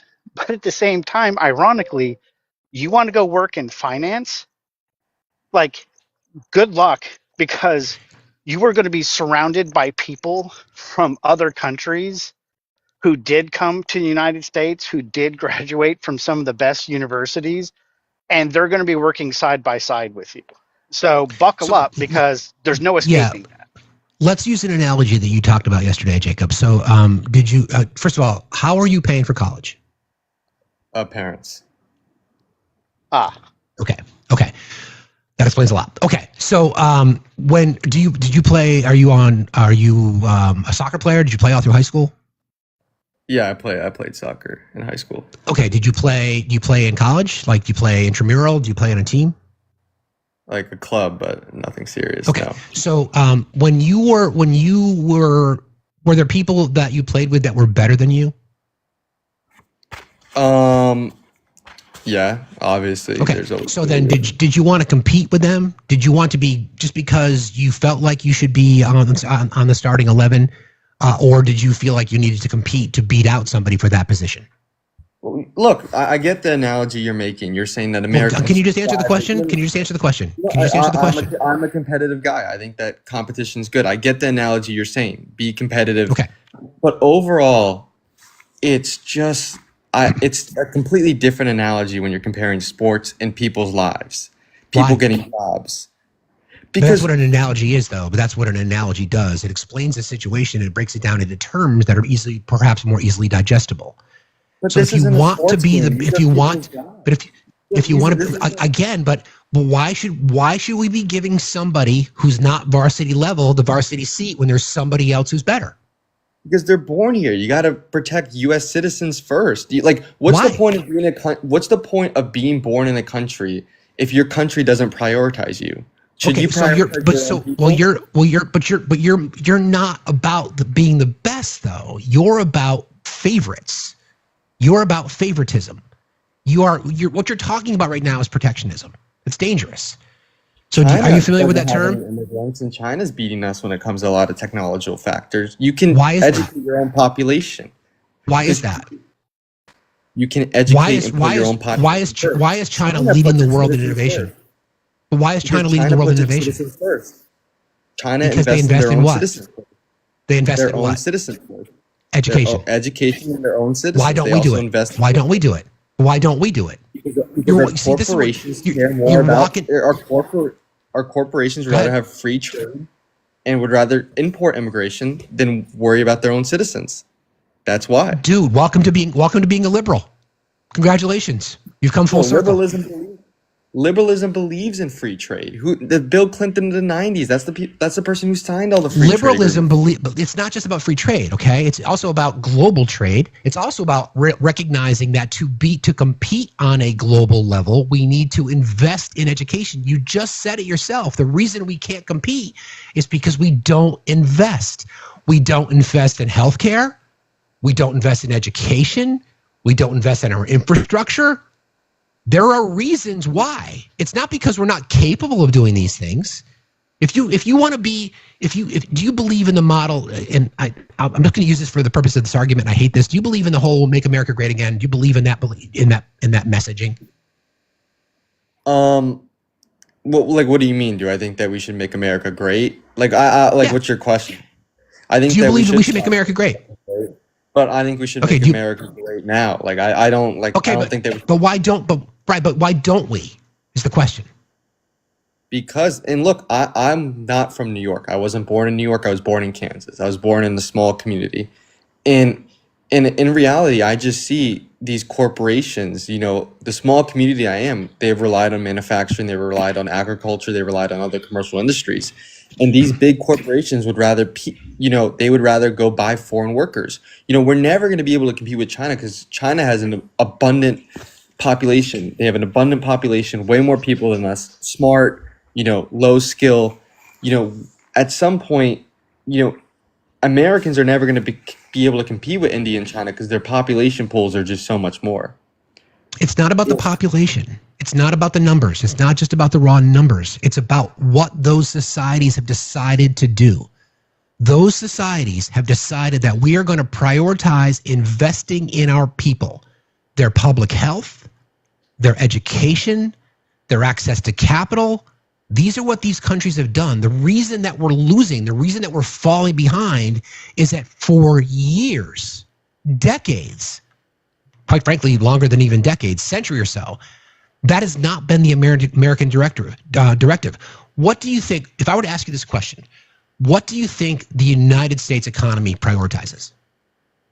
Service-based economy. It is a service-based economy. 85% service-based economy. Let me reframe it. What do we prioritize as a society in our country? Money. I guess. Exactly. Corporations, profit. We prioritize billionaires.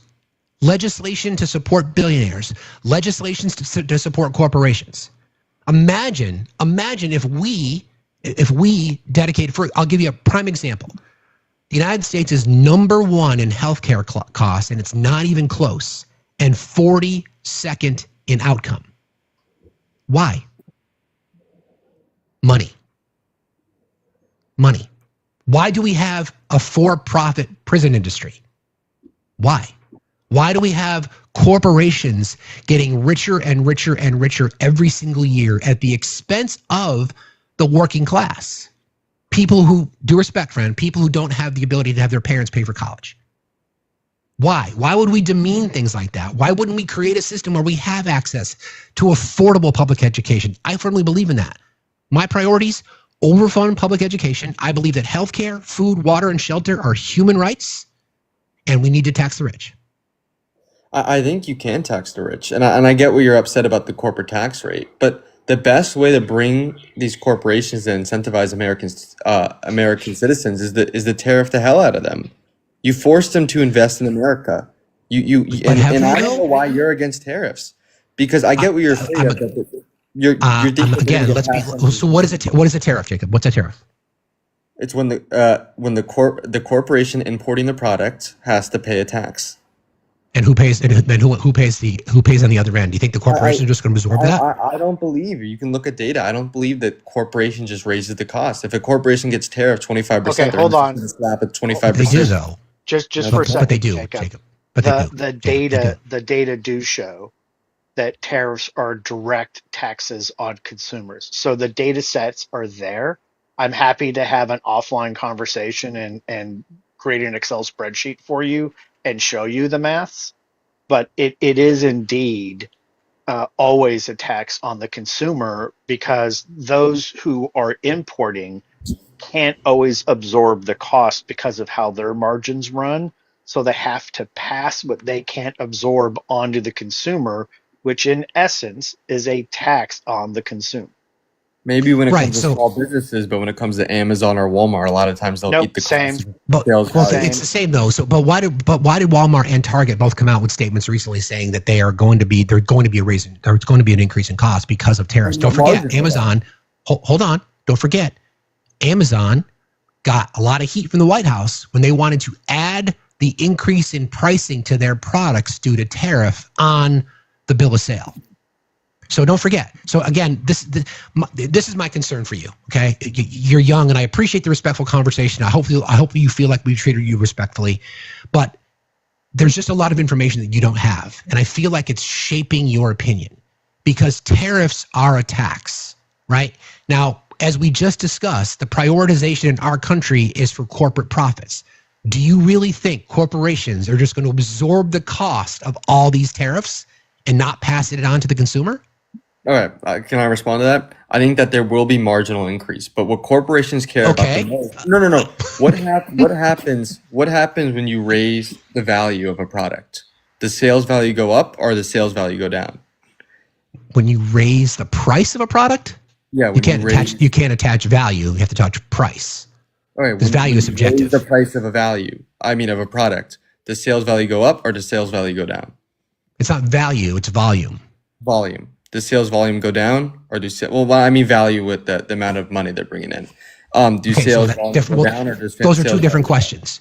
Those are two different questions. If you're talking about it from a bottom line perspective, if let's go through math. If I sell you something now for $5, if I'm China, and I manufacture a good for $5, okay? On the wholesale side, I sell it to you for $7.50, okay? If that price then from China, based on the tariff, goes to $7.50, do you think the corporation is going to charge the same $7.50 for that product, or are they going to raise the price to $10? Depends on the tariff. How much are they getting tariffed? Are you Don't going worry to say about don't worry about the tariff. Don't worry about the tariff. We're just talking about the straight cost. Okay, the tariff would be the increase in price. Agreed? Yes. Okay. And so if I sell it, hold on. If I sell it to you for $5 now, before the tariff, if I sell it to you for $5, wholesaler brings it in for $7.50, retailer marks it up to $10. If it starts at $7.50, wholesaler charges $10, retailer is going to do what? Are they going to take the same cost? No, or are they going to raise the price? There are going to be marginal. There are going to be marginal increases, but they're not going to exactly. So then that's what we're talking about. There's going to be a cost to the consumer. Corporations are not going to absorb all the cost, right? I never claimed all the costs, but I would say the majority of the cost, because a lot of products from China are leisurely products. They're not necessities. It's not like eggs or water getting tariffed. But who are you to judge that, though? Who are you to judge that? Well, it's true. You can't make right, but you can't make that assumption just because you wouldn't purchase it, or just because somebody else who doesn't have, again, due respect, the ability for their parents to pay for their college, they may have to buy cheaper, lower value products. They may have to buy electronics or clothing. Those things are tariffed. Yeah, you don't think people who are poor? You don't think people who are poor don't have electronics or clothes? Would you consider electronic a necessity, or would you consider that a leisurely product, like a TV? Do you think your phone is a necessity? Yeah, but does China manufacture phones, or is it South Korea? That's not the question I asked. That's not the question I asked you. I would consider a phone a necessity. Okay, but that's so that's a necessity. Purchase, though. That's like a one-time. It's a one-time purchase? How many? Like have you ever bought a phone? You ever bought a phone? You bought it, or your parents? You bought it, or your parents bought it? My parents bought it for my birthday. Okay, so again, let's try to level set. Let's try to level set a little bit. There's a lot of things about the real world that you don't know yet, that I hope you will grow into, but you don't know that yet. So we can't consider a phone a luxury. It's a necessity. Clothing, necessities, right? So if you wanted to manufacture a jacket, is it going to be cheaper to manufacture it overseas or here? Overseas. But that's the problem. It's once a corporation like Walmart or Amazon have to pay a 35% tariff to bring their product in, then that means that creates an incentive for American producers or American businesses to say, hey, if we produce in America, we don't have to pay that 35% tariff. And then you can add corporate tax cuts or deregulations to counteract, to make it. That's a good story. That's a good story. Why do corporations invest, or I should say, why do we buy products from overseas, China in particular? Why do we? Because foreign labor is cheaper in China than it is in the U.S. Correct. So can we make the same products in the U.S. for the same price that we make them in China? No. You're walking into the point. We're never. That's what global trade is. China. Okay, but why do we have to though? But why do we have to? That's what global trade is. Why do we have to? Look at the state of our economy. You have 5 cities, and every blue state, or everyone complains about this. 5 cities bailing out everyone else. You have 5 financialized cities, and then you look at Gary, Indiana. You go to Dayton, Ohio. Their whole industries are manufacturing. Every small community relies on commercial industries. Those small communities are stagnant. They don't have any economy. They don't have any economic growth. They're completely stagnant, and they're completely reliant on government subsidies. If you want to, why is that though? Why is it? Ask yourself the question. Why is that? Because corporations would rather go abroad so they can get more corporate profit. Yes, that's part of it. That's part of it. Hold on a second. Wait a minute. Hold on, Obi. Wait. Hold on. I'll let you talk. That's part of it, but that's not the biggest reason. Okay? Go ahead, Obi. So starting with Ronald Reagan, there was an emphasis and push to literally be the first to get to China, right? So that was how this started, is that the GOP wanted to incentivize American corporations to close manufacturing in the United States and open it in China because of the access to cheap labor and inexpensive property. The goal or the thought was, right, that this was somehow going to charge the American economy. But what it did is it caused a recession because businesses shut down. Then the second impact of this really stupid decisioning was that mom and pop businesses went out of business because large box retailers like Target, Walmart, and Home Depot, and then Amazon decades later, had the ability to buy in bulk cheap imported goods from countries like China because this is where we had moved our manufacturing to. Yes, I agree with everything you're Then saying. what happened is wages did not keep up with inflation. Unemployment once again rose. And again, we had another recession because we had another Republican in the White House. It's super easy to look at the data and understand that the reason we are where we are is because of a single political party and a single economic theory, which does not work, which is trickle-down economics. All of these things combined, or why the Rust Belt is how the Rust Belt is currently, because we cannot afford to bring manufacturing back. There are not enough buildings that are modernized to do it. And even further to the point, we have lost probably 60% of the skilled labor at a minimum needed to bring manufacturing back to the United States. It also then would be compounded by the fact that American labor is going to be on the whole 40 to 60% more than it would be overseas. So you have to, when you're analyzing things, you have to look at things holistically, but understanding the history. And I hope that you get to this point in your college education where you get to understand all of the factors that combine to get us where we are, because what you're saying, right, is an interesting point, right? But it's only interesting. Yeah. So I guess the question is, why is there this desire from the right for us to become, you said it, we are a consumption society. That's our innovation. We specialize with the service industry, innovation. And one of the advantages of global trade is that you align with global partners to fill in the blanks. We are consumers by nature, right? We consume more than any other society on earth, which is why we have massive trade deficits. And by the way, there's nothing wrong with trade deficits. When you are the richest country on earth, you're going to have trade deficits. Well, you're going to have trade deficits, right? No, I know, but I don't know. Nothing's wrong with trade deficits, but that's a different topic. It's related, right? It's related, right? So, for example, we put a tariff on Madagascar. Madagascar is a poor country. We buy tons of vanilla from Madagascar. We're going to have a massive trade deficit with Madagascar because of that. I get that. Okay, so I guess the question is, why do we need to become a manufacturing society? Why? Well, first of all, I explained that the way our economy is set up is you have like 5 or 4 cities, and then when it comes to local communities, their economy is completely stagnant. That's one reason I said. Another reason is it's more advantageous to have products flowing in our economy rather than just selling assets like stocks or insurance. It's better to actually have products flowing. And then you mentioned the trade deficit. We do have products flowing, though.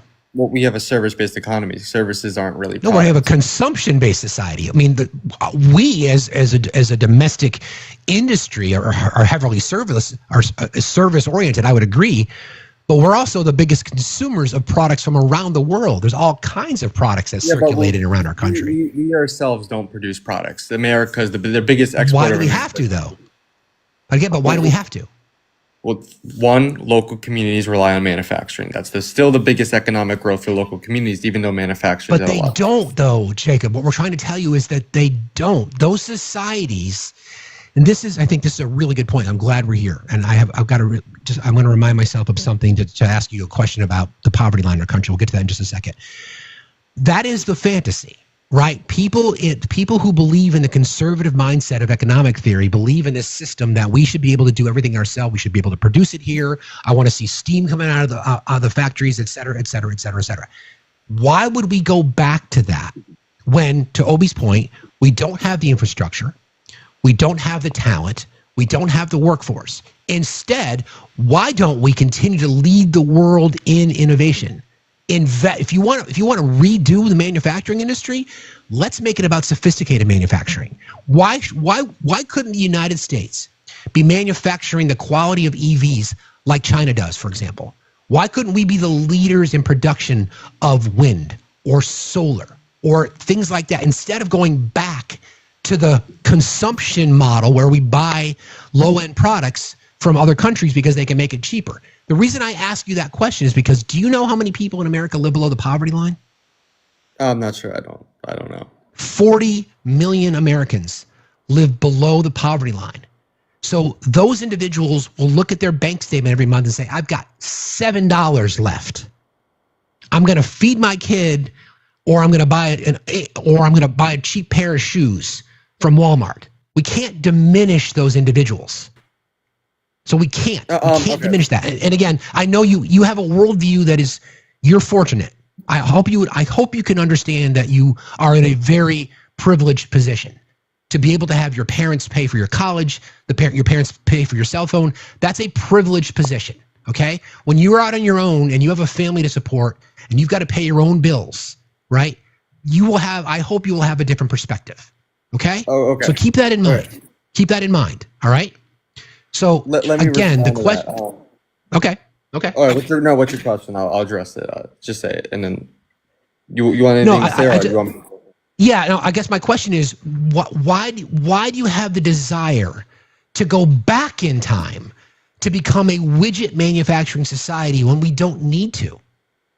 Well, I would say it's important that we have a diverse job market. I think if you look at the way our economy is right now, you're going to mention 8 million jobs, but overall, people are struggling with college. Every job, if you're going to go into finance, you're going to go into retail, a lot of these high-end retail jobs, you are going to need a college degree. It's important to have other blue-collar jobs besides just everyone going to college, and that just raises the price of college. If so many people are trying to get into college, these universities can just rank up the prices because people are just going to outbid each other. It's important to have other types of jobs in the economy. You're advocating, so then would you support free public education?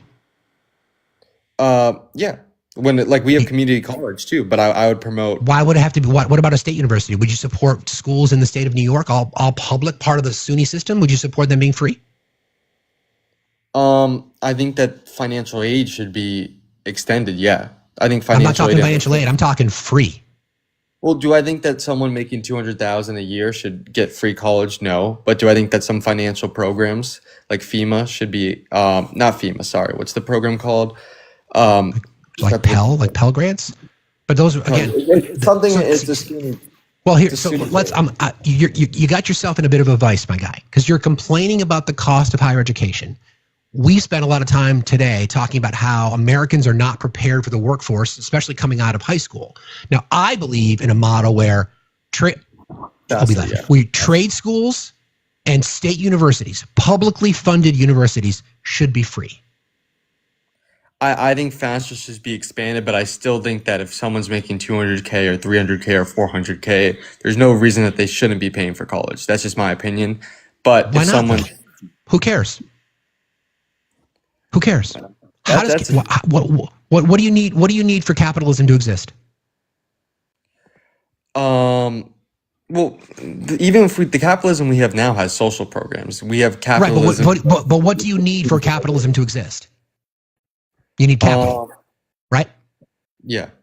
So who's better served to have the $75,000, $80,000, $200,000 worth of a tuition in the hands of the individuals, meaning the people who are going to be educated, or the institutions that we decided that are already raking American citizens over the coals?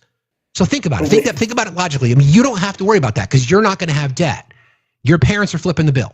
Do you think your parents would rather have the money themselves to be able to do more things, or pay for a college and university?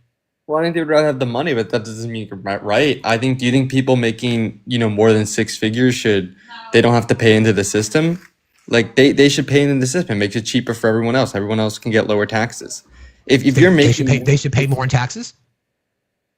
To some level, yeah. Isn't that what you just said?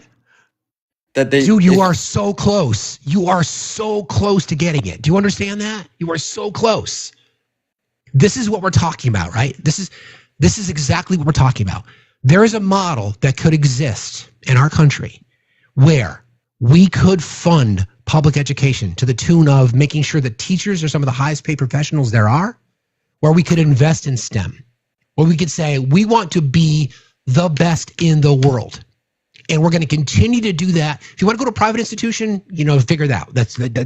Hopefully there's loans available. Hopefully you're in a position where somebody can pay your way. I'm talking public.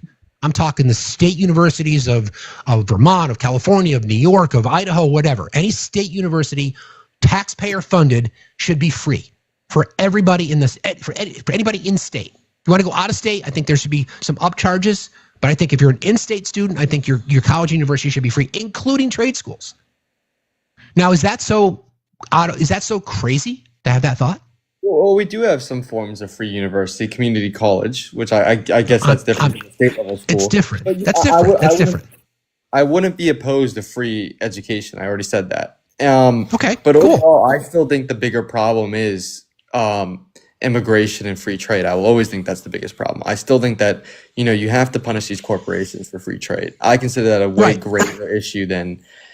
I don't disagree. I don't disagree, but I don't think you made your argument against immigration. I don't think you did. I think you think in your head. I think you're still I feel like you're digging in your fingernails, right? I think you're digging them in. You want to hold on to that because that's been your belief. Because you've been. Look, I want you to answer me honestly. Where do you get your news from? New York Times. I have a subscription for the New York Times. That's the only place. Where do you spend time in social circles?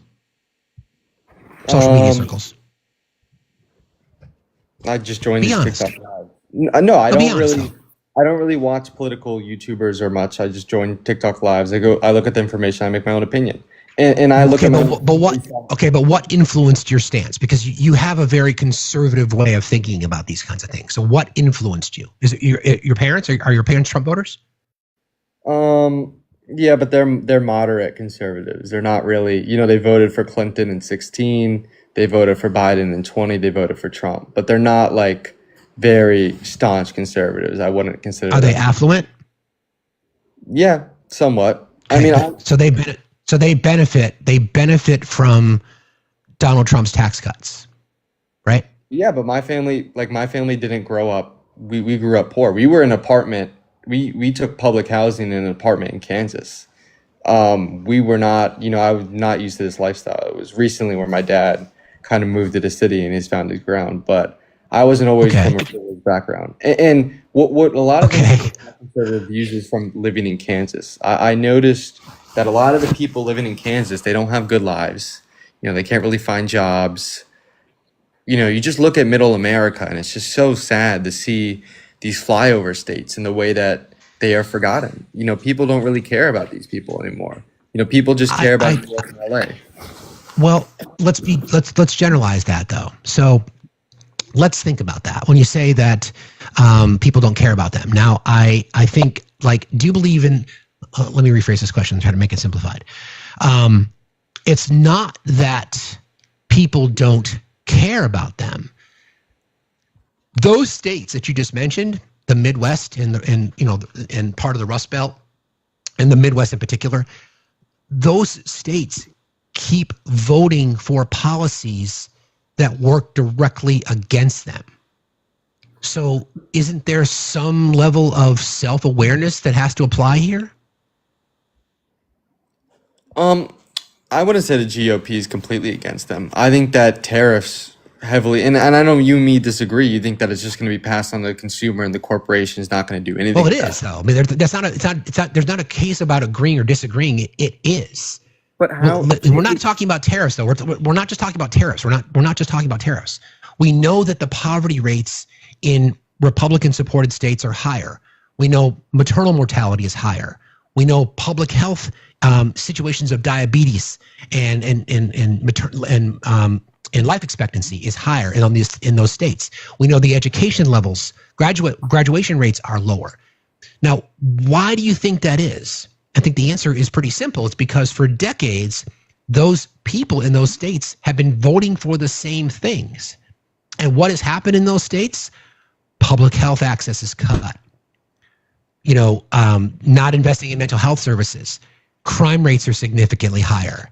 So all these things that you're talking about that people have legitimate concerns about, this is almost like, well, you know what? Your vote has consequences. We can use what happened in Texas as a real-time example.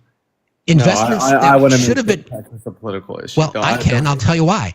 I'll tell you why. Investments that should have been made, where monies were appropriated to improve their infrastructure that they never used.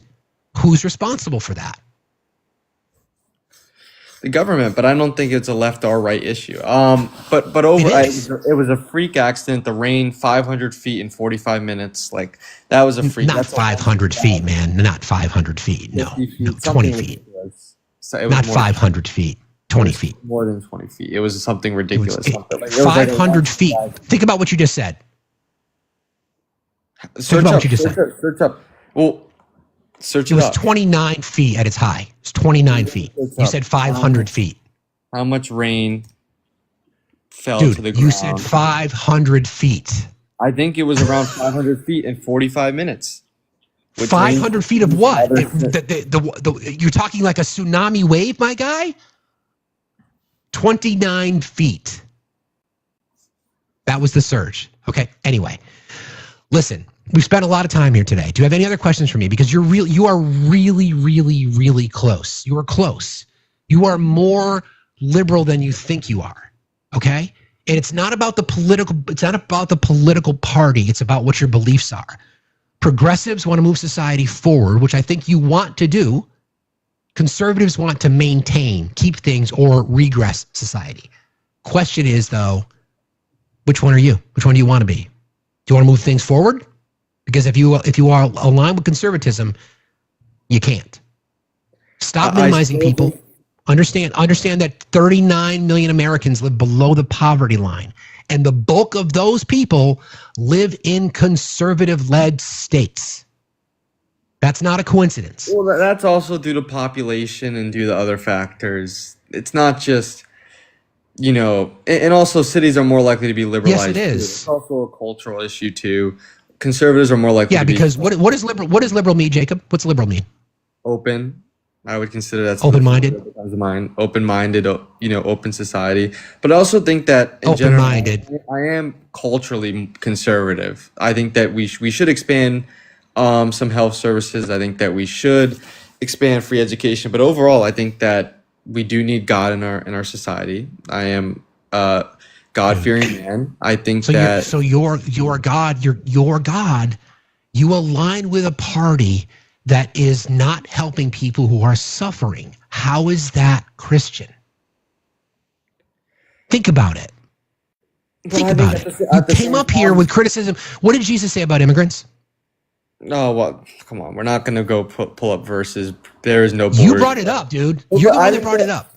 I think that liberals at the same time bringing in 13 million illegal immigrants, they don't help the society. They don't help the average American worker. And listen, bro, I tried. If you want to come back, I gave you 2 hours of free education. If you want to come back and you can you can move out of your biases, good luck with that. What a shame. So close. So close. So close. Conservative young Christian man whose parents pay for his phone, who pay for his college. Jacob, I'm sorry. We spent a lot of time trying to talk to you about this. We were so hopeful that you could have gotten it, and yet you had to lean in. You had to lean in and say, we got to blame everybody for this instead of the people that are actually doing it, because you don't have to worry about it because you live in a privileged bubble. I'm really sorry about that. Anyway. Everybody, thank you for engaging in that. We were really close. We were really, really, really close. Damn. Hey, Martina. Hello, how are you? I'm well. How are you? I have a headache after that. As a New Yorker with my MBA from Columbia, I'm unsure how that young man is going to survive, but yeah, here. Gosh. Anywho, what's on your mind today, friend? Well, that was on my mind, but also what is coming up. So I think a lot of people are asking, how do we do more? How do we get more involved? And what does it look like to sustain protest, especially as we see ICE operations step up? So I'm trying to spread awareness about a program that's starting next week called 1 Million Rising. For anybody who's interested in leading activism and protest groups in your local area, who wants to get involved in that in your local area, it's a training series in nonviolent resistance and nonviolent protest being run by the same group of folks who put together the No Kings Coalition that had millions of people in the streets. And that coalition is also hosting a Day of Good Trouble named after John Lewis and in memory of John Lewis to defend civil rights, especially for immigrants. And that's happening nationwide on the 17th. And you can find both of those things at nokings.org/next. And that's nokings.org/next. I think I have that link in my link tree. If not, I will update it. Because at some point, I think I put it in there just to kind of stay on top of that. So the date again is July 17th, right? Yeah, July 17th. You can go to goodtroubleliveson.org is where those locations are. And then, but it's all centrally hosted on the next section of the No Kings website. You just have to make sure you navigate over to Next and click into the individual programs. And the one other campaign, because I'll keep it to 3, is the No Secret Policing Act that people are pushing to pass in all the blue states and cities, which will make the masked secret police force illegal. California already passed it unanimously in their Senate. They're waiting for it to get finalized. And if you want scripts and emails to send about that, that link is also in my link tree. I don't know the centralized website for it, though, off the top of my head. And Will you, if once you find it, can you send it to me in Discord, and I'll make sure it goes up on our link tree. Yeah, I'll put all 3 of those things in our your Discord. Oh, thank you. So that you can use it. Thank you. I appreciate you, friend, as always. If you guys don't follow, if you guys don't follow Martina, please do. I'm sure I'll follow you for my backup here. I learned a lot as a fellow MBAer. Investing in education is really, really important. So thank you for doing it. I appreciate you very much. Honestly, that guy was up here railing against foreign students, and my scholarship came from a foreign source, actually, like the society out of Europe that likes to fund advanced degrees for women. Actually, I love that. Invests in scholarships in undergraduate and graduate programs in the U.S. And that was one of the things.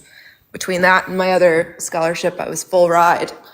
It's the only way I could have afforded it. And that came from a foreign source of money. So I don't know why he's so anti-people who aren't from here. It's because he's young, and I'm nervous about him being red-pilled. And I feel like it's really unfortunate. Apparently he's doing the rounds. So I was kind of hoping that was just a sincere conversation where he wanted to learn, but apparently not. But hopefully something sank in. But I appreciate you being here, Martina. Thanks a lot. The one other worry real quick, I don't know if you caught it. Yeah. He said his parents went Clinton, Biden, Trump. I know. Which I want to know if his parents voted for Obama or not, because Obama, Clinton, and Biden were very similar policies. Yeah, with Kamala. I highly doubt that was the progression, to be honest. But anyway, if we can take him at his word, there's newfound wealth apparently, but I don't know if I don't necessarily buy that transition. Oh boy! All right, well, have a good day. You too, friend. See you later. Take care. Bye. I don't know. I don't know if I want to choose to believe that, but anyway, there is space for these conversations. By the way, there's a flash goal. We need 17 additional roses. And don't forget, we are continuing to be crowdfunded if you guys want to support the channel. And don't forget about our gifting goal. And please subscribe to our Discord. You can find the link to the Discord in the link tree that's in my bio. It was an interesting, an hour and a half that, and thank you, Obi, that we spent with him talking about this kind of stuff. I think it's important because as the theme today, conservatives are the problem. And I think that sadly it was emphasized because a lot of the things that we discussed to start the show, a lot of the promises and rhetoric that's been coming from the right and echo chambers in particular have been about these things, about,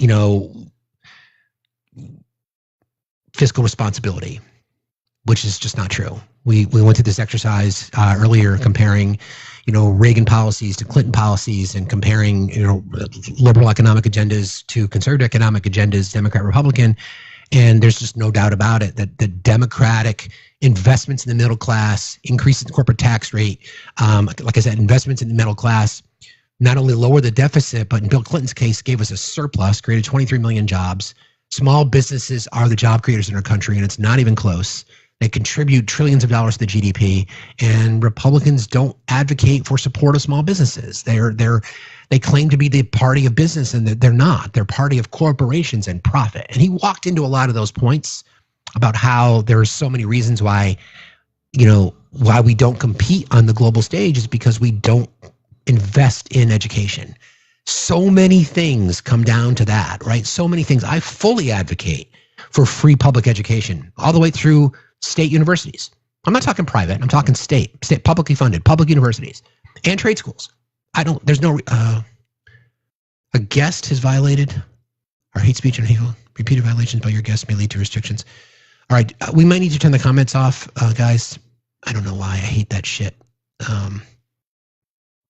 Mods, can somebody just turn the comments off for a few minutes, please? I would appreciate that. I think somebody can. Daddy Sisson, I can bring you up. Okay, so thank you guys. So can we just try? I understand that this is triggering for a lot of people, and I understand there's a lot of people on the right who are just uncomfortable with this conversation because you've been lied to. And if I'd been lied to thank you, Sam. If I'd been lied to for decades, I would be frustrated too. And now you've bumped into this gray-haired, devilishly handsome, confident, smart, liberal, although I'm a progressive, and you hear things that you don't like that sadly are the truth, like you don't care about public health, you don't care about education. It's not an opinion. You show us in how you vote.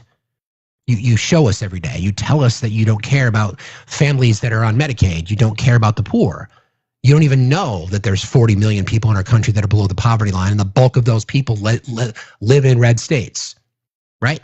So you don't appreciate the fact that a lot of the politicians that you've elected complain about the indoctrination of liberal institutions, and that's where they went to school. You don't care about that stuff. You just care about your safe space. You care about your guns, and you want to make sure that migrants, brown people are put in alligator Alcatraz. Go to share, moderator settings, comments, allow comments on off. Yeah, thank you. Okay. All right. I think I saw a request. Okay. Thank you, Dak. I appreciate you. Hello. How are you today? What's going on? Do you have an intelligent take, or do you just want to hear yourself talk? No, I think conservatives are actually on the right side of most issues. Just the people who represent conservatives are just leaving them out to dry, not actually real conservatives. So, well, let's try to level set. So what do you think is the right side of an issue? Like public health. Are conservatives on the right side of public health? Public health? What do you mean, like healthcare? Yeah, healthcare. Oh, well, I think healthcare is like destroyed in our country. Hang on, I'm just pulling into my house right here. No, like I said, are conservatives on the right side of public health?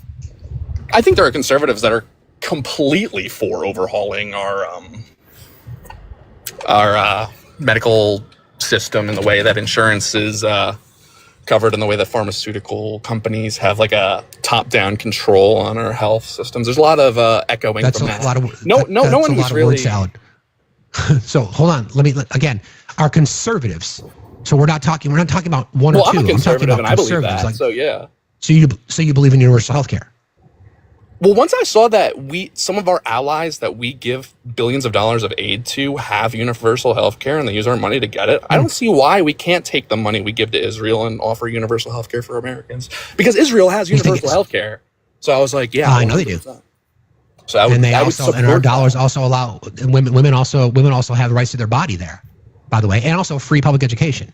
All those things that conservatives don't support in America, but yet our taxpayer dollars go and support it for the country of Israel. It. Okay. So what are you? Who did you vote for? Oh, I didn't support anyone in this election because I didn't vote for Kamala because I do think the left is beyond the pale of even any sort of redemption. They're like morally you didn't vote? corrupt on everything. I encourage you didn't people. Vote at all? I wrote in a third party. Okay. Have a good day.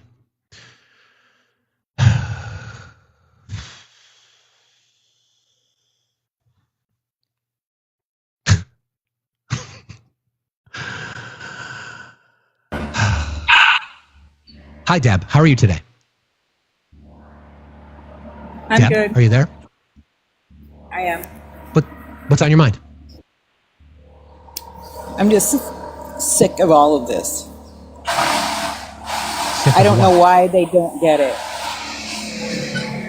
Hey, Deb, you got a lot of noise in the background. Please, if you could just either stop the noise. Okay. Okay. Okay. It should be better. Should be better now. Okay, so what do you have a particular take, or is it just an opinion on stuff, or like is there anything particular that you wanted to talk about? Well, my heart hurts for those people that they're picking up. I mean, American citizens are being tortured. I don't understand. Let's be careful let's use TikTok-friendly words, okay, please? Thank you.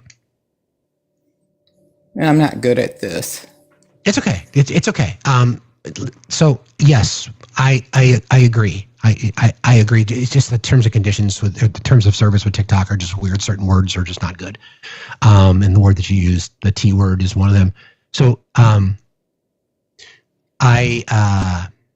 you're right. Yeah, you're right. The question is, what do we do about it? We have That's what I want to like know. this. We try. Yeah. Yeah. What do we do? People don't know what to do. That's the thing. Yeah. I think we have to get angry. I think we have to stop. I think the left is just so continues to remain disorganized. Like I've always talked about before, fighting for human rights is boring from a political perspective, but that's what it comes down to. Just have to figure out ways to do it. I've offered my opinions here as to how I think we should fight back. The question is, now it may be a little bit too late because I don't think our democracy goes back to the way it was, which in some cases may not necessarily be a bad thing, but we just have to look at how we are going to operate going forward. But I appreciate you jumping in today, Deb. Thanks for being here. I appreciate you. Thanks. All right. Can we turn the comments back on? I know. I think I can do it, can I? I think so. Where is it? Settings, comment settings. I did it. Okay, they're back on. Everybody, just please be kind. Okay. Yeah, it is Diddy. Guys, can you mute Diddy? I'd appreciate it. All right, so I want to kind of just use some of the conversation we've had this morning, specifically as it relates to why I believe conservatives are the problem. It's all these conservatives are actually liberal. They just have been taught to hate the word. Paddle Kid, check the Discord DMs. Okay, I'm working on it. Sorry. What did you send me? Thank you, Martina. I didn't see it, Paddle, but I can check. I might have missed it. All right, so let's kind of talk about it, and I think these. I enjoyed that conversation that we had earlier, but sadly it didn't end up where I wanted it to. So let's talk about just some fundamental differences between conservatism, conservative approach to politics, and liberal approach to politics. I tend to look at it as more conservative and progressive because the liberal word seems to really trigger people. Once again, if you're talking about liberal, it's just a matter of being open-minded, of being aware of other people, being willing to hear other voices and opinions. That's what being liberal is. So let's kind of get into that. I've been working on trying to pull content on this for a very, very long time. So it's kind of piecemeal together, but I decided to try to look at it a couple of different ways, like human rights, public health, foreign affairs, the U.S. economy. For the most part, I kind of focused on those because those seem to be the biggest points of contention. As we know now, the president has gone backwards on his support of Ukraine, and as we've discussed earlier with a previous guest, they just don't care. They really don't care. They don't give a shit. They don't care that Trump lied to them. They just don't care. All right, so human rights. I'm going to compare. What I tried to find are some positive impacts of these issues, and then negative impacts. And I tried to play it straight. This is kind of what my observations are. It's strictly my opinions. These are rooted in certain things that are factual based on historical relevance, and a lot of these are opinions, okay? So conservative policies when it comes to human rights in general, they approach emphasis of tradition, right? A lot of that is fueled by their faith, states' rights, and then limited federal intervention. Like I said this before, right? That's been a lie that has been told. Emphasizing tradition.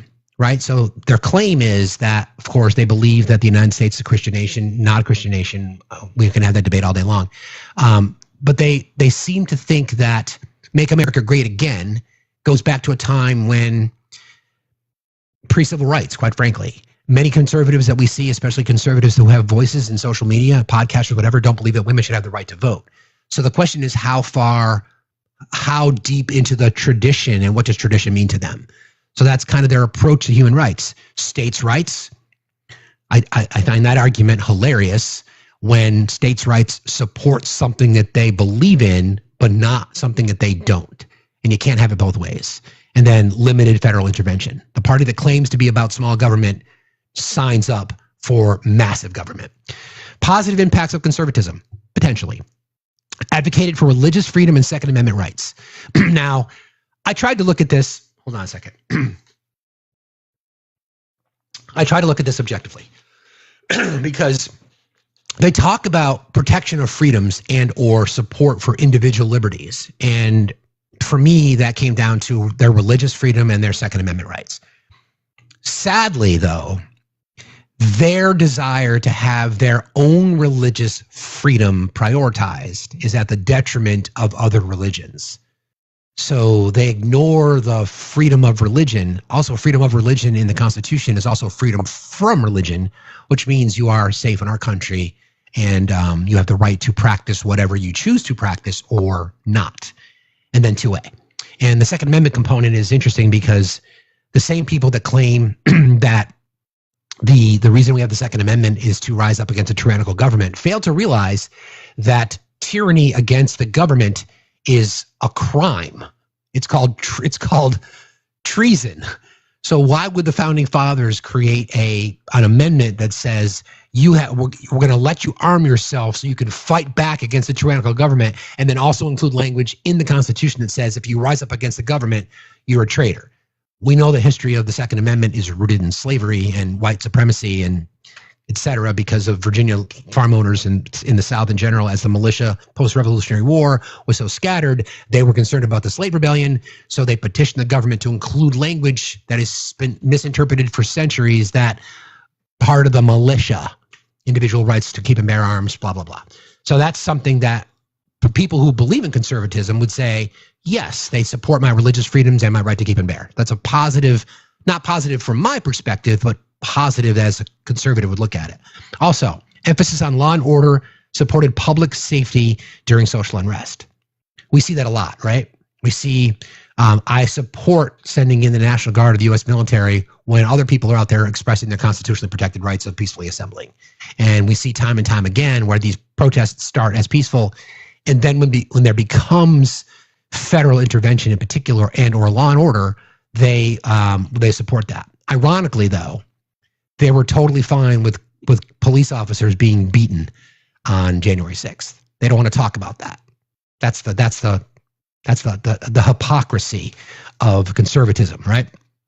And then another positive impact from their perspective, promoting individual responsibility and property rights. Pull yourself up by the bootstraps, right? So a negative impact, often resisted or delayed civil rights legislation. Yeah, we're not on board with, we're in fact opposition to the Civil Rights Act, opposition to the Voting Rights Act, et cetera, et cetera, et cetera. Supporting the Dobbs decision, removing women's rights to their body, et cetera, et cetera, et cetera. Historically, either slow or lack of support for the LGBTQI community, also for gender equality, women's rights in general, et cetera, et cetera. So those are, again, this goes back to the traditional model. So they see it as a positive that they believe in the nuclear family. What I'm trying to do is I'm trying to frame it so that we can look inside the mind of a conservative. Like, these are the things that they stand for. These are the things that are important to them, which is why they don't believe in the expansion of rights for marginalized communities, because they believe in the traditional family. So it's this weird sort of flex. And then voter ID laws and anti-immigration stances are generally seen as, by a lot of civil rights groups, as very suppressive. They want to, I want to make sure no one dirty gets through. Meanwhile, the bulk of instances of voter fraud that we've seen in the last 10 years have come from, wait for it, conservatives. Liberal policies on human rights. I'm going to give you pros and cons from my perspective. Generally promote equality, federal protection of individual rights, and inclusive policymaking. So as we've discussed in this space many, many times, conservatives tend to vote for me and liberals tend to vote for thee. So it's basically the understanding that I believe in a theory that all boats rise. So if you are investing in your community, if you're investing in public education, if you're investing in public health, if you are raising taxes on individuals who can afford to pay more taxes and stop offering corporate welfare and entitlements to the richest among us, then our society as a whole becomes better. That's not something conservatives believe. They believe in the individual. So it becomes, from a liberal's perspective, it comes across as very selfish. Also, liberals tend to advocate for the protections for women, minorities, LGBTQ plus people, and immigrants. Not as much as we should, but generally speaking, liberals tend to believe those things because, again, don't look at the budget, just look at the policies. You can think about innovation and protections for civil rights over the last 100 years, and they've come from liberals. Expansions to women's rights, civil rights acts, voting rights act, Obamacare, Medicaid expansion, those are all things that come from liberal economic policies and legislative agendas. And then the promotion of freedom of speech, the freedom of the press, and expression in broader forms. So the right used their right-wing echo chambers to say it's the left that are suppressing speech. Nope. I do believe that we should have that conversation at some point about how hate speech, in my opinion, is not something that should be protected.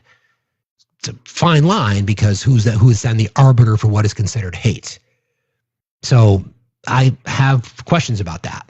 I'm not sure the answer, but the right has been able to convince themselves through their various echo chambers that it's the left that is suppressing speech, that it's the left that is, yeah, you're right, your party is cancel culture, TJ. You're right, conservatives are about cancel culture. Think about it. Bud Light, Target. I literally am on the anti-woke mailing list that people on the right want to cancel companies because they support LGBTQIA rates. It's wild why they want to do that. It's a perfect example. Thank you for bringing it up, TJ. By the way, have you gotten fitted for your tuxedo yet for our throuple? I hope so. And then voter ID laws. I'm sorry. Here we go. Promotion of free speech, press, and expression in broader forms. We see the current administration literally threatening suing news agencies because they didn't like reporting, or removing credentials from the press, or calling the press the enemies of the state, et cetera, et cetera, et cetera. That is suppression of speech. You don't see that from the left. People want to point to Joe Biden threatening Meta. No, that's not what happened. The Biden administration reached out to Meta, say, what are your controls for misinformation regarding C-19? And would you consider revisiting them? And then that turned into, oh my God. Meanwhile, Donald Trump called up Twitter prior to Elon Musk and saying, hey, Chrissy Teigen wrote a post that said Donald Trump is a pussy-ass bitch. Can you take that down?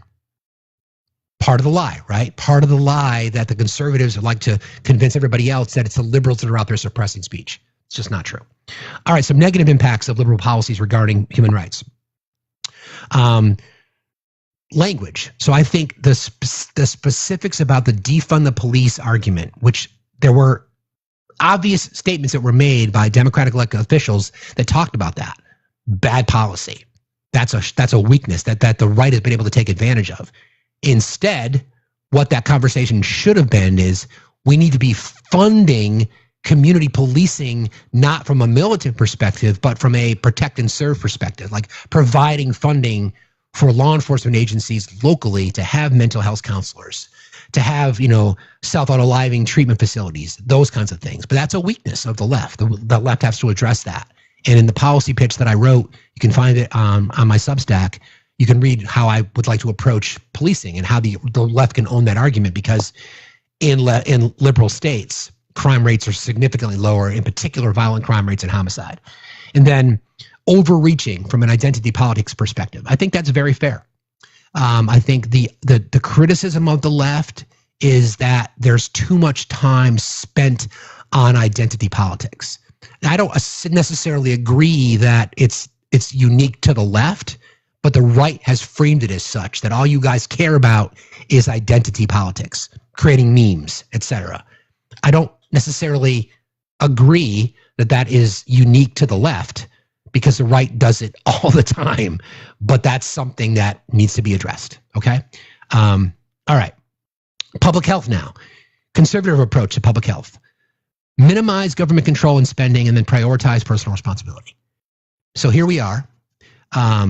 We're at this state right now where, yes, millions of Americans will lose their health care at the expense, to the benefit whom? To benefit the rich. And this has always been the consensus. You're never going to find conservatives, by and large, supporting universal health care. You might get one or two. You might get one or two that say, yeah, I think it's a really good idea. But they've constantly been going after. First of all, I hate the term entitlements. I can't stand it. People on the left use it too. The only way it's an entitlement is that you're entitled to the money because it's your fucking money. You pay into the system. It's yours. You're not entitled to it. You know who's not entitled to the corporate subsidies that they get? It's the rich and corporations. They're not entitled to it. We are entitled to it. It's our fucking money. But you're never going to see conservative legislation leading the charge on universal health care, because they're not willing to invest in public health, because the industries that they prop up, the pay for the pay for profit health insurance industry, the pay for profit medical industry, the pay for profit big pharma, are all heavy donors behind their campaigns. So they minimize government control and spending. So a positive impact. Again, I'm trying to be objective here. Market-based reforms like Medicare Part D, which happened under the Bush administration, and then increased access to some treatments. Yeah, I mean, sure. You can make that argument that there have been some investments. Medicare Part D, sure. Again, I'm trying here to look in to say what would be positive as to why people want to hold on to their conservative beliefs. That's my goal here today. And then deregulation spurred pharmaceutical innovation and private hospital growth. Yeah, I mean, the whole argument around deregulation, it's an easy talking point to say that. We have so many unfortunate examples of deregulation, what it did to the financial crisis of 2007, 2008, 2009, and we saw it again, and we see it with EPA.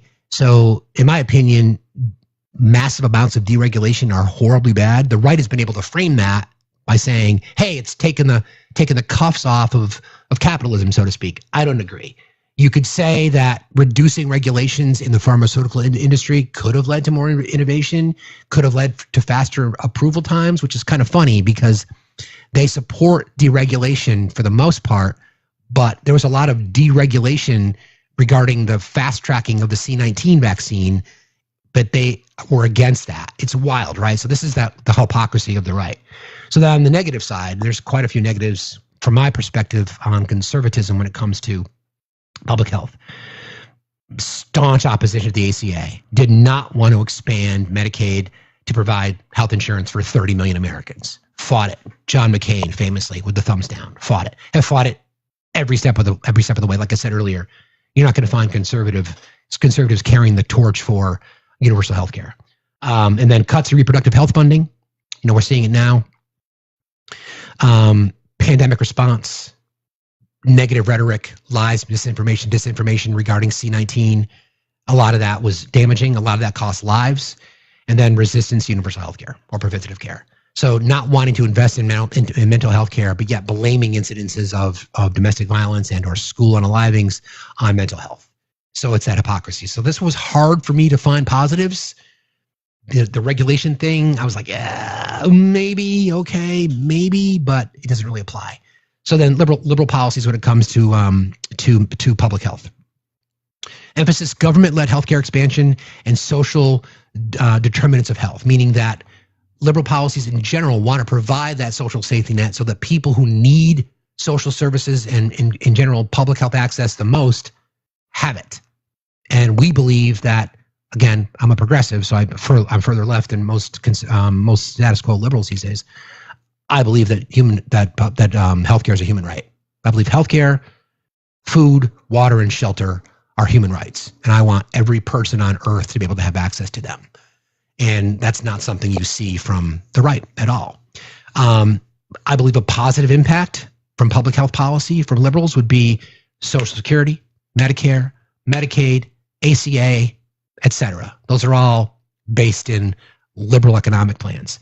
Investments in public health infrastructure, mental health, New Deal public hospitals, Obama-era CDC funding, wanting to expand access for in marginalized communities, wanting to open more community healthcare centers. Those are all things that are driven by, liberal ideology.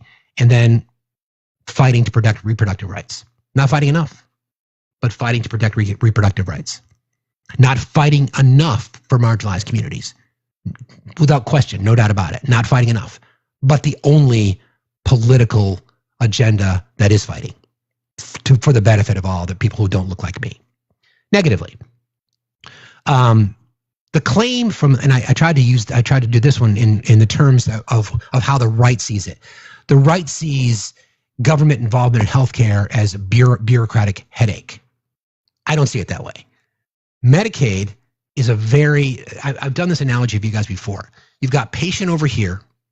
You've got treatment over here, right? In our current healthcare system, it goes like this. Everybody gets a piece of the pie and eventually you get care.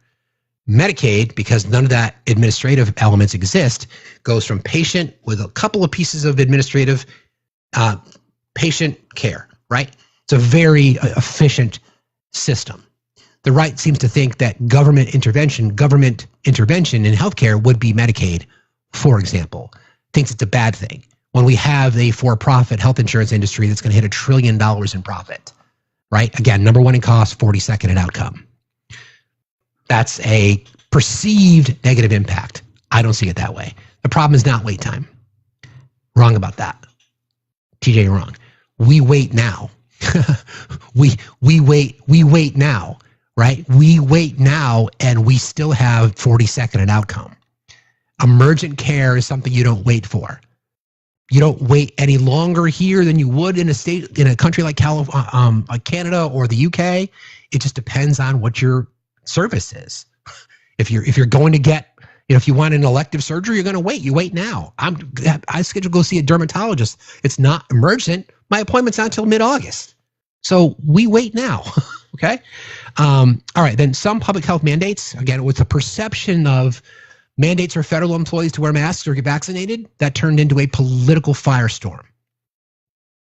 I don't know how it would have that became this like civil liberties conversation. I don't know how to address it. You're an employee. Companies tell you can't have pictures on posters or anything that would be perceived as political on your cubicle. Companies have mandates and rules all the time, but that turned into something that became politicized, sadly.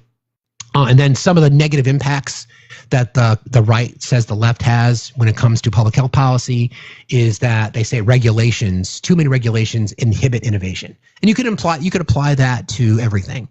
I don't see it. I don't really see that. I don't see how that would be a negative. There's the good with the bad, right? If you have no regulations, you get the financial crisis. You get polluted water. You get all kinds of things. You get tax cheats. You get corporate cheats who are taking advantage of the system. Too many regulations, could it inhibit things? Yeah, we could look at it objectively. Thank you, Dana. Appreciate you. Don't forget, guys, we do have a gift goal today. We're chipping away at it. If you'd like to contribute, $1 fine. All my pay apps are above my head. Okay.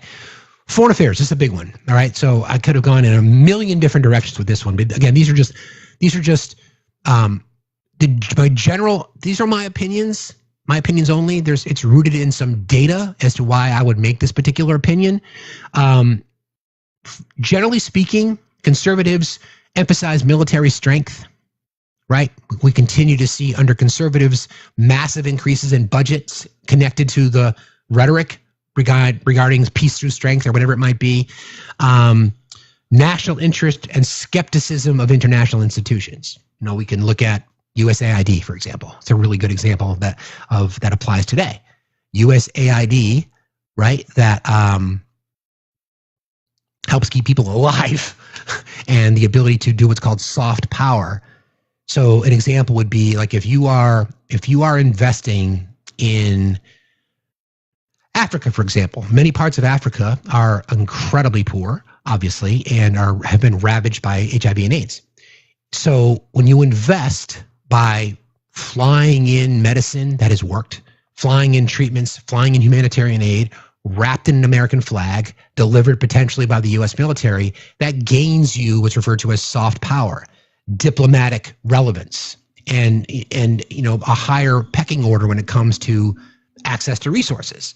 So there's a lot of value connected to those kinds of things. That is something that conservatives are just opposed to because they don't think of it in terms of military expansion. It becomes human rights expansion, and that's not something that they care about. Strong support for Israel and NATO. That is something that, let me get back a second. So emphasizing military strength, national interest, and skepticism of international institutions. Positive impact. Helped end the Cold War. You could make that argument that, maybe it was just timing. Reagan took a lot of credit for that. You could say that the U.S. foreign policy at the time was influential in ending the Cold War. I think you can objectively make that argument. Strong support for Israel, NATO funding, and defense industries. That was the perception, right? The perception was conservatives were all about NATO because we used to be, they used to be, and now Trump wants to pull us out of NATO. We've heard those threats over and over and over again. So this is that hard part when I'm trying to, build this presentation. It's because the perception was what conservatives have been told are these things, and the person that they voted for does not believe those things. So now they've changed their belief set. They used to be supportive of NATO until Trump told them not to be supportive of NATO, right? And leftists, people who didn't vote, chose to not vote for Kamala Harris because of U.S. policy towards Israel, specifically. So the same conservatives who don't want to spend any more money on foreign aid are fine spending money on certain divisions of foreign aid, depending on who it is. Europe's always paid their fair share, TJ. I know you're just looking for attention now. In fact, they pay more than we do. Anyway, and then a perception that conservatives advocate for tougher stances on China, Russia, and Iran. That's just flat out not true.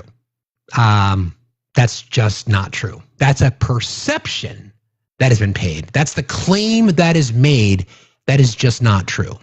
Deference paid to Vladimir Putin and Russia for decades. Messaging from the right, blaming Ukraine for Russia's invasion. That would not be being tough on Russia. Similarly, with Iran, pulling out of the nuclear deal, the JCPOA, which by the way was working, which led to Iran getting closer to the ability to make a weapon. So again, that's the myth. That's the fantasy that's been told to conservative voters, and here we are now. A negative impact of conservative, again, what I gave you were what the perceptions were as to what they considered to be positive. Here's a negative. Iraq war and Afghanistan, launched under conservative leadership, cost trillions and trillions of dollars and destabilized the entire region. Based on a lie. WMDs. Trump era, isolationism, strained alliances, and withdrew from global accords, Paris Climate Accord, WHO, JCPOA, etc. And then skepticism of diplomacy, which hurts long-term international cooperation. Leaning in a little bit too far, making threats. Diplomacy has got to be the be-all end-all. Has to be the be-all end-all. You have to try every possible thing you can from a diplomacy perspective, and you have to get there. You have to get there. You have to get to the point where if you are making a decision to send, our sons and daughters in non-binary individuals into battle, then you've got to make sure that you've exhausted all your diplomatic options. And that's not something that conservatives do anymore, which is weird. So a liberal approach to foreign policy, emphasizing diplomacy, multilateral cooperation, and human rights. I think it's hard. I think it's hard to be objective and not agree with those. Positive impacts led the creation of the UN, NATO, and the Marshall Plan post WW2. Those are all, again, under liberal democratic administrations. Promoted climate policy, Paris Climate Accord, and then the nuclear disarmament treaties, also the JPCOA, and then focus on soft power, aid, and development, like we just discussed. Investing in global communities so that the U.S. is looked as an ally. So if the time comes when the world needs to gather, then you can look at who the leader was. And good or bad, I think that is a positive attribute of U.S. foreign policy under liberals. On the negative side, perhaps a bit too idealistic. Maybe slow to act in Syria, for example. Perhaps a bit idealistic that diplomacy is the only way to go. Like I just said earlier, it's got to be, you've got to exhaust your diplomatic channels. Like, do you respond quicker? I think you can make the argument that liberal policies perhaps go a little bit too far in time. But again, I believe in the diplomatic approach. Interventions like Kosovo and Libya faced a lot of backlash, understandably so, and fairly accurate. And then accusations of appeasement or neglecting hard power deterrence. I don't believe in that one. Again, I'm trying to frame it what the right says about us, says about liberals in general. That you're afraid to flex. I don't think it's that liberal presidents, whether it be Obama or Clinton or Biden, were afraid to flex. I just felt like they didn't feel like they had to flex. But I think the right saw that as weak. I just don't see it that way. All right, the economy. Conservative policies believe in supply-side economics. We know that. Deregulation, low taxes, minimal government spending. Sadly, the deregulation has put us in the position where they've increased the debt and the deficit significantly times under Reagan. We know the trickle-down economic theory doesn't work.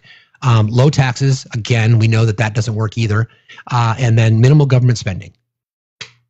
Spend like you spend like your kid with a new credit card. That is what conservatives have been told. That's what they want to believe. That's what people in their own party tell them. While deregulating is what put us in recession, low taxes is why we have the significant deficit that we have, and minimal government spending when they spend like a teenager. Positive impacts, potentially. Again, this is a reach here. I'm stretching. I'm just trying to find the objective. Reaganomics stimulated short-term growth, especially in the 80s. True. It was a reaction. Okay? We're talking about the lingering effects. Trump tax cuts temporarily boosted corporate investment and employment. Very, very small amounts. Don't forget, negative job losses under Donald Trump. And most of that happened the 2 years prior to COVID. Okay? So, and then business-friendly environments supported entrepreneurship and private sector expansion. Again, that is a perception of something positive. I don't see it that way. I don't see it that way.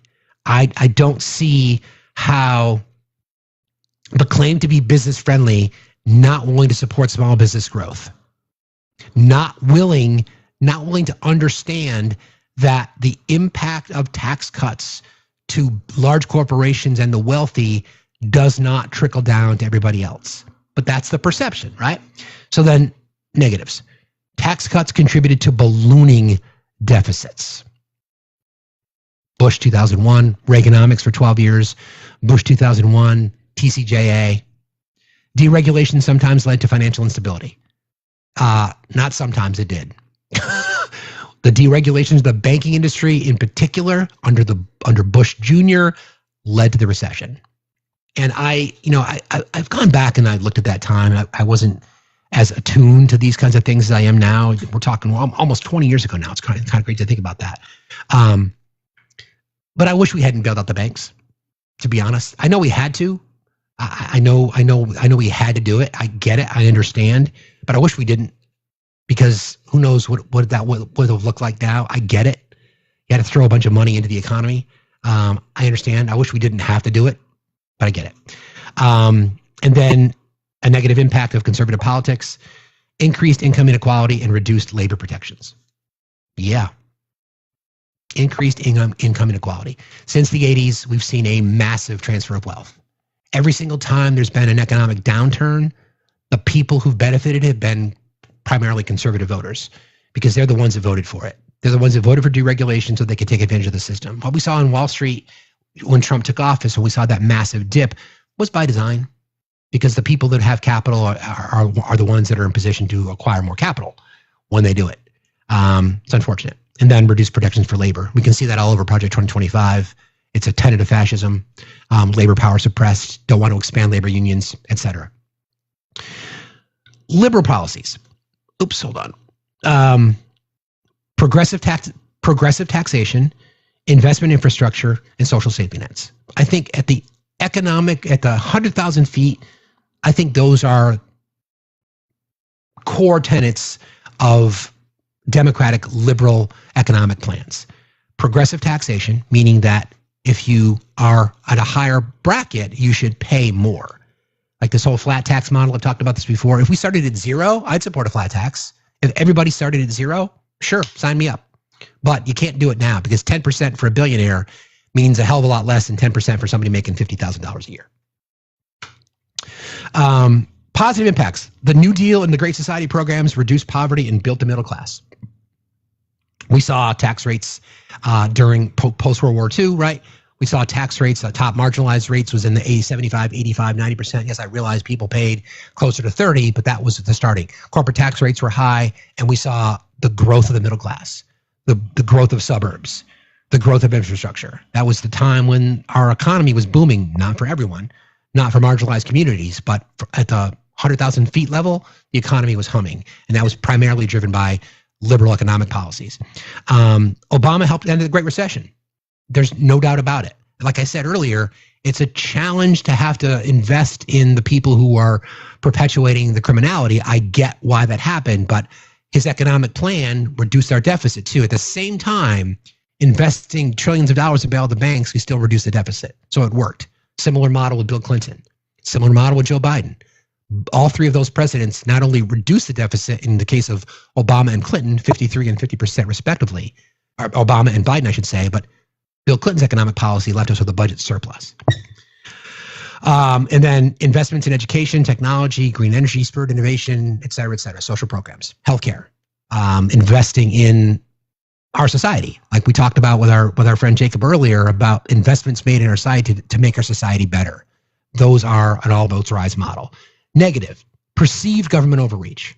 So this is, again, trying to create, what I'm trying to do here is the perception that I think the right has of the left. So perceived government overreach and excessive spending, right? When it's the conservatives in the last 40 years who have spent like teenagers. They're the ones that have driven up deficits. But the perception is that Democrats are the spenders. No, actually have spent less and have seen more growth. So that's the perception. High tax burdens on the wealthy or businesses sometimes discourage investments. Again, a perception. There was massive investments in our society, the growth of the middle class when marginalized tax rates were above 75%. So that doesn't work either, but that's the perception, right? And then bureaucratic inefficiency in implementation. They use the ACA as a rollout. Fair criticism. The rollout was rough. I get it. But a lot of people now are like happy. Like I'm on the ACA. It's not perfect. Certainly not perfect. But that would be an example of too much bureaucracy. I'm going to bring up Tootle real quick. I'm going to give him the floor. I need to take a quick break because I've been yapping. I'm handing you the keys to the car, my guy. I'll be right back. Uh-oh. What should we talk about today? Well, I guess I was going to come up because I was going to talk about Jacob and one thing that we were really missing during that conversation was that the destruction to the education system that is laid out in the big beautiful bill and in Project 2025 and the general policy of this administration, which is, they want to dismantle education and put it in the hands of the few, whether it's removing college loan programs, both for getting into college and having affordable folks get into colleges with loans and grants. So they want to end that. And then, of course, for folks that have already been in college that were, finance their entire education with debt, because that's what we were told we were supposed to do to get in, to get a good career. Welcome back. Thank you, buddy. Sorry about that. No worries. I was just rambling. I wanted to come up early when Jacob was here to really emphasize, what Project 2025, the administration, and I guess conservatives today really want to do with education, which is really limit it to only the wealthy kids are going to be able to go to school. Whether it's getting rid of student loan programs, like getting rid of the PLUS loans and grants, which serve underserved communities, of course, to get poor people and people with not a lot of money to get into colleges. So that they want to eliminate that. They also want to, limit, what colleges are even out there. They're attacking so-called liberal colleges for their policies, whether it's DEI or whatever. So they really want to close down a whole bunch of colleges by, eliminating their accreditations. So we might have just a few colleges for the very ultra wealthy to send their kids to. Yeah, I mean, that's an example of the hypocrisy that the right, especially you see elected officials in DC railing against these indoctrination factories when so many of them graduated from those same institutions that they're criticizing. Right? It's kind of a wild flex. It's really wild. But it ties into your topic of conservative versus liberal, which of course you did a really good explanation on what the liberal consensus was, where it's we want to promote infrastructure, regulate business, social safety net, and protect civil rights. Whereas conservatives want to create a hierarchy of people. Like some people are better than others. Correct. And have the right to and they rule. don't think they are. That's the dangerous part, though. See, that's the dangerous part. So the point I'm trying to make, I'm glad you said that. They don't realize that they're the ones that are doing what they complain about. It's wild. Oh yeah, they're completely tricked. Oh, the people at the top know, but the mouth breathers do not. So they want to, conservatives want to promote, one particular group of folks over others. I mean, they typically tend to be white, male, and wealthy, and they have the right to rule over the rest of us. Yet they complain about, we got to pull ourselves by the bootstraps to, you're never going to achieve that if you're in that lower caste. Yeah, which is kind of what they want to create a caste system where it's them on top and the rest of us are fighting each other for the scraps. One thing I was going to say about that is loans is go ahead. Sorry. Not only want to kill the grants, but they want to kill. Unalive the student loan forgiveness. So for folks that have been told all these years, we have to get into college to get a good career, so we have to finance our debt and burden ourselves to get there. Now we can't get out of it, no matter what. I think they just eliminated the in the big beautiful bill if you paid for like 20 years or so on your student loan, they were gonna give you either a final repayment plan or reduce your payments or eliminate your payments altogether. That's gone. So you will now have that debt forever. Yeah, I mean, I think that is it's a fair. I mean, that's why that conversation a little earlier that we had was frustrating to me because there were so many things there that he was sort of leaning in on, right? To say, oh wow, yeah, we spend too much money on college, university. Okay, how about free college? Yeah, okay, but so there was just digging in the fingernails there. But real quickly, I want to thank Kate for your $5 contribution. Kate said, "Thank you for making every morning slightly more tolerable." Thank you, Kate. Joseph, thank you, Joe. Thanks for the facts, he says.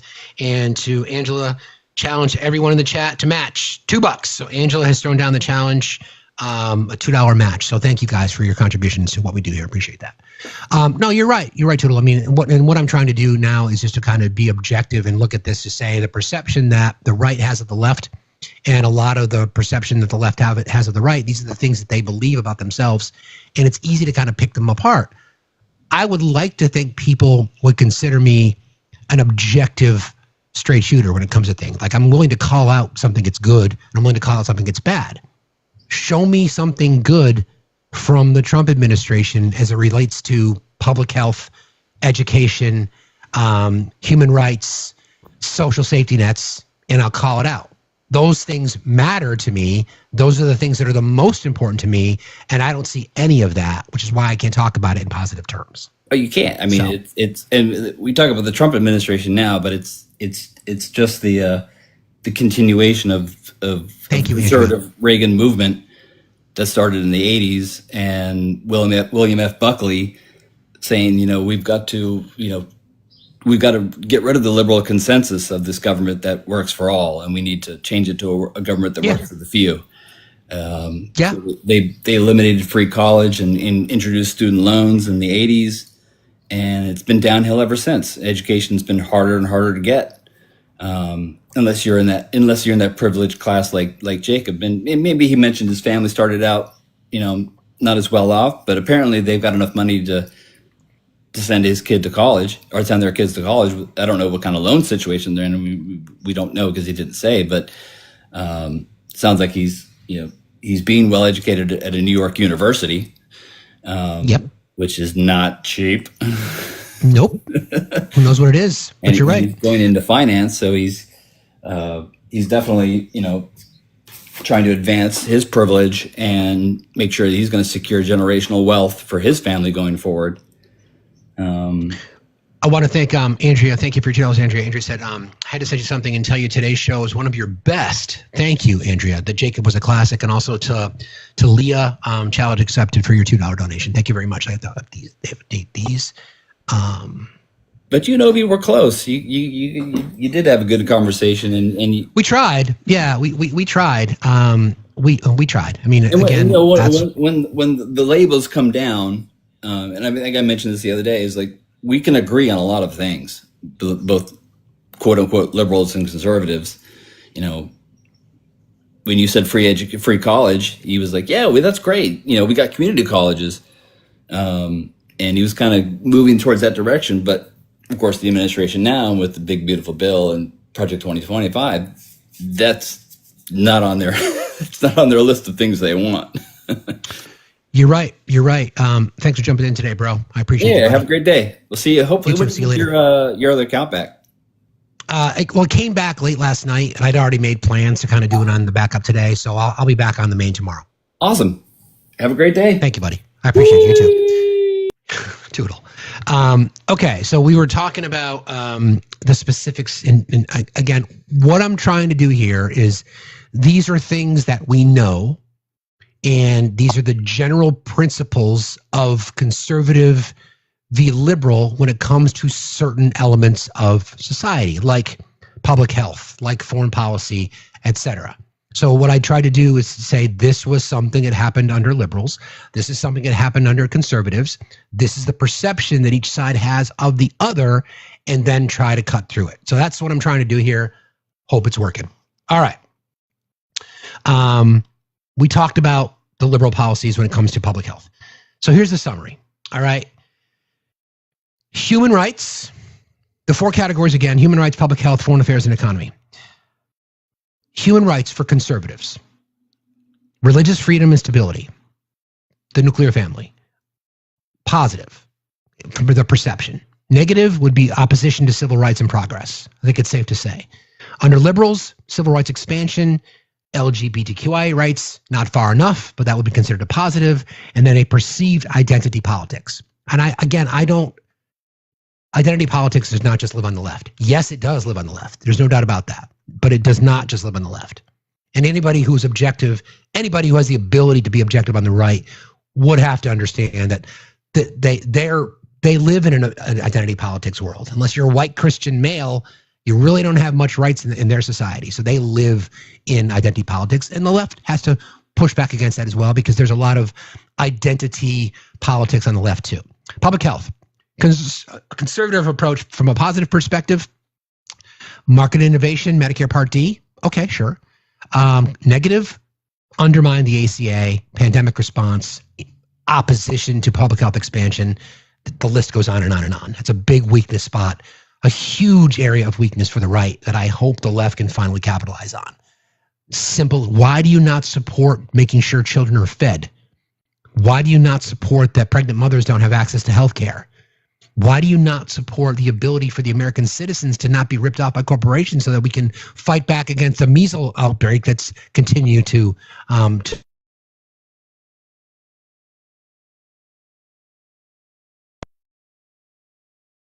big weak spot. Much like the left, there's weakness on crime, real or perceived.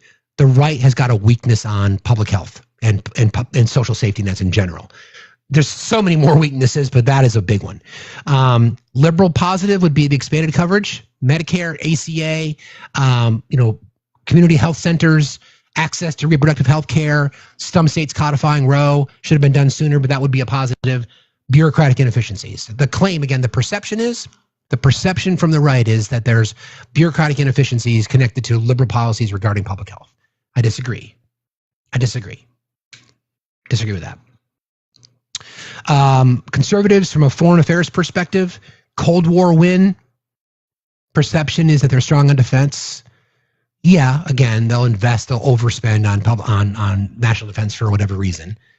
Waste, fraud, and abuse in Medicaid, less than 5%, reason to cut it. Waste, fraud, and abuse in the Pentagon, 15%, let's give them a raise. And then a conservative negative, the Iraq War, Afghanistan, isolationism, all these things. Again, a weak spot from my perspective, another weak spot. Foreign policy from conservatives. It's never been about national security. It's been about enrichment, expansion, going after, whatever that might be. That's an opportunity there. Liberal positive when it comes to foreign affairs, soft power, NATO expansion, growth in partnerships and allies, using diplomacy. And then a perception of weakness would be inaction, and then too soft and adversaries. Too soft? I wrote it. I'm thinking about it in a different perspective. I don't know if it's too soft. I think the perception is that liberal and progressive policies are too soft on adversaries. I think it's the rhetoric that the right likes. The right likes the saber rattling from Trump. The right likes the perception that he is a strong man when he's arguably one of the weakest persons I've ever seen, not just in politics, but in general. So there's that. That's an opportunity. And then the economy. A potential strength, the perception of strength under conservatives would be growth via tax cuts and deregulation. So trickle-down economics. That's what that theory is. And then a negative, and there are many, increased inequality and the debt. Since 1980, we've seen massive transfers of wealth. It took 189 years for our national debt to grow to $1 trillion. It doubled in 4 years under Reagan. Okay? So the conservative mindset that conservatives are fiscally responsible is a lie. Modern conservatism spend like teenagers. Okay. Again, increase inequality and debt. There's no denying that. That's not, you can't have an opinion on that. That is just what the data tells us. And we know people on the right don't really care about the data, but we know that that's true. And then liberals from the positive side, social safety nets, middle class expansion, investments in infrastructure, invest in truly an America first mindset, investments here at home, better roads, better access to high speed web, chip manufacturing, all these kinds of things. Again, the perception is the conservatives think they're the ones that are doing that when it's actually liberals. And then a negative, cost and complexity of programs. It's really weird because I wrote that because I was thinking the right thinks that the left wants to invest in things that are too expensive. Like they'll use Medicare for all, for example. So Bernie puts the price tag on things. And by the way, the right tends to use things in terms of a 1 year when they're talking about the amount of money that they're spending. And then they'll always say that the left is using 10 years. The model for Medicare for all over 10 years was something like $7 to $10 trillion. You look at that number, you're like, holy shit. Meanwhile, we save, though, hundreds of billions of dollars compared to what we have now. So that is a perception that the investments that the American consumer makes under, or the American government, federal government makes under Democrats, is that we can't afford it. But yet we've got Clinton, who gave us a budget surplus, Obama and Biden, who reduced the deficit by 53% and 50% respectively. So their math just ain't mathin'. So that's kind of that exercise that I kind of wanted to go through. I don't know if anybody else in the box. Chris is there. Probably been waiting for a while. Hey, man, sorry about that. No problem. Hey, Steve, how you doing? I'm good, brother. How are you? Good. Now, listen, I got a couple theories. So the invasion of MacArthur Park, I think Trump sent them there because he heard someone left cake out, and it was going to rain, and he was never going to have that recipe again. So he figured he'd send them in now, just in case. Maybe. And also, do you think on the Epstein list becoming Schrodinger's cat has to do with the fact that not only is he all over it, but he's also blackmailing the other people on the list?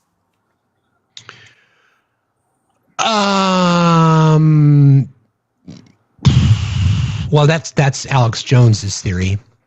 Right? Oh, I didn't know that. Oh, all right. I don't like that theory if it's Alex Jones's. I'm sorry. I don't want to. Yeah. I played that yesterday. That's his theory. That, again, because Trump's playing 4D chess, the reason that they're not going to put it out now is because of just that. This is going to be in Alex Jones's mind, this is the final nail in the deep state coffin, so to speak. Oh, no. See, I think Trump is doing it for his benefit. Alex Jones has some, all right, I feel better now. No, I think Trump is using it to actually blackmail the other people on the list. Not to just to benefit himself, not to help anyone. Yeah, I mean, fair enough, but why wouldn't other people do the same? You know, why wouldn't other people say, well, okay, fine, you want to throw my name out there? Guess what? I've got receipts and pictures too, my guy. So I don't know. I don't know. Yeah, I don't know. I mean, it is really weird, and just in the gymnastics coming from the administration connected to this whole kind of thing. How pitiful they are, especially Pam Bondi. My gosh. Oh, Pam Bondi is horrible. She's terrible. She's but horrible. This was the only thing that both MAGA and the left could agree on. Release the Epstein stuff. That's the only thing everyone agreed on. But now it's like, oops, it doesn't exist anymore. And the best is you have them talking about it, going, oh, yeah, we're going to get it out there. And oops, now it doesn't exist. So, yeah, it magically just disappeared after they told us, after they literally told us there was a list. Now there's not a list. It was on her desk being reviewed. On her desk. But now, on her desk. It was just files. Yep. Just too graphic. You know. Yeah, can't release it. But no list, the pictures were too graphic. But meanwhile, Ghislaine Maxwell is in jail for 20 years because she worked as a madam recruiting girls to provide services to clients who are on the list. Yeah. Yeah. Well, I think Giselle also ran Melania, but that's a whole other thing. There's rumors about that too. You know. So who knows? Yeah. And if they're going to go after people who already, who are naturalized citizens, let's go after Melania and Elon. Yeah. They both work illegally here, so. Careful what you wish for. Hey, you can't have it both ways. So. I know. Oh, thank you, brother. I appreciate you. All right. How's everything in the third best state in New England today? Well, I don't know. Where do you live? Why do you live in the third best state? No. Listen, it's between you and Maine who's second and third. We know that. We know who the number one state is, and we know. We do know. It's Vermont. I appreciate you sharing that, friend. Listen, you have a good day. I love you, buddy. See you later.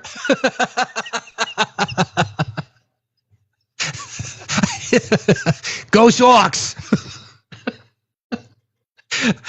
Anyway, so let's kind of close the loop a little bit on the what he was just talking about, because there's more sound. I don't know if you guys heard this, but as of yesterday, I'm still blown away by our conversation we had this morning with Jacob. But so there's new reporting because the right is scrambling now to my cousin from Boston. Exactly.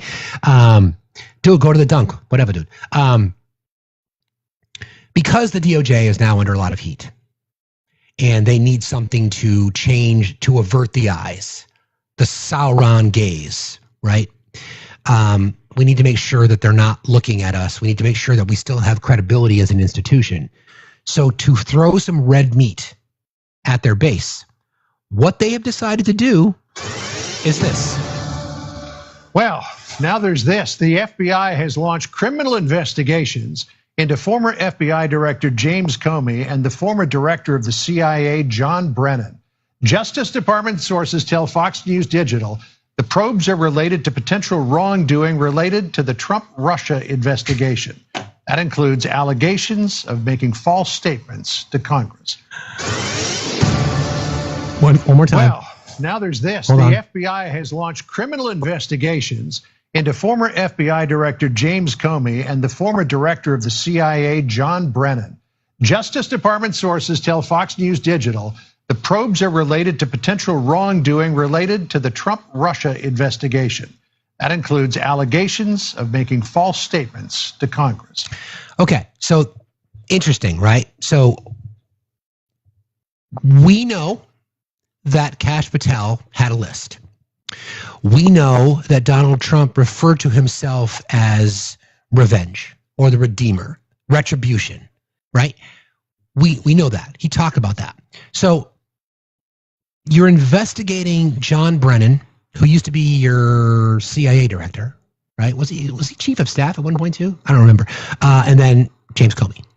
Okay, James Comey, by the way, did Trump a solid by helping him get elected because of him releasing or opening up an investigation into Hillary like 3 weeks before the election. But I just want to remind you guys of a few things, because don't forget that the Trump campaign and Trump for years ran on weaponization of the Department of Justice, right? So just remember this little nugget? Hold on. This is a pure and simple witch hunt, witch hunt, witch hunt.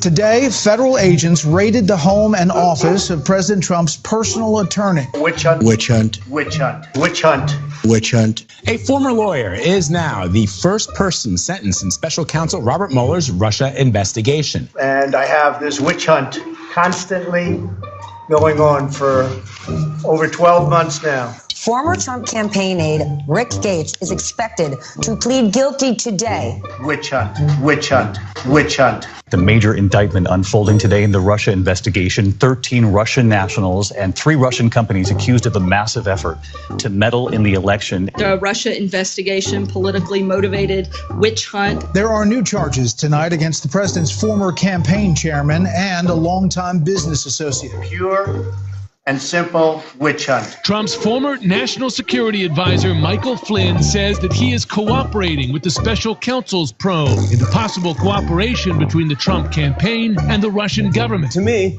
it's without a question, reads and smells like a witch hunt. The strongest evidence yet of possible collusion, with details of how this Trump campaign advisor, 30-year-old George Papadopoulos, worked with suspected Russian agents and then denied it to the FBI. And we'll explain why this investigation is nothing more than a witch hunt. Former Trump campaign chairman Paul Manafort and his business partner Rick Gates appeared in federal court in Washington and pleaded not guilty after being indicted today to charges that include fraud, money laundering, tax evasion, and failure to register as an agent of a foreign government. Well, I respect the move, but the entire thing has been a witch hunt, and there is no collusion. Okay, so what did we learn? We learned that projection is an evil thing. The names that they gave, Mike Flynn, George Papadopoulos, Paul Manafort, Roger Stone, all these people either pled guilty or were found guilty, and many of them, of course, were pardoned by the president. It would be a witch hunt if you didn't find and or convict and or take confessions of people who committed these crimes. So the Department of Justice, accusations of Trump during the Biden administration was that it was obviously a witch hunt, the weaponization of government. So what do we call this? What do we call opening up an investigation to James Comey and to John Brennan? What do we call that? What do we call threats to investigate members of the January 6th committee? What do we call that? Is that not a witch hunt? Is that not weaponization of government? See, nobody can answer that question objectively on the right. No one can. No one can. You can't. You will try in an effort to justify the blatant fucking hypocrisy. You can't. You can't. If you want to call what happened to Trump a witch hunt, then you got to call this the exact same thing. What's the difference? What's the difference? What is the difference? Remember how we discussed earlier about how it seems like it was days ago. Oh, thank you. Shawnee, thank you so much. Appreciate all I do. I appreciate you. Also, thank you to Sarah. Thank you very much, Sarah. I really appreciate you too, guys. Quick math here. Okay. Thank you. Thank you.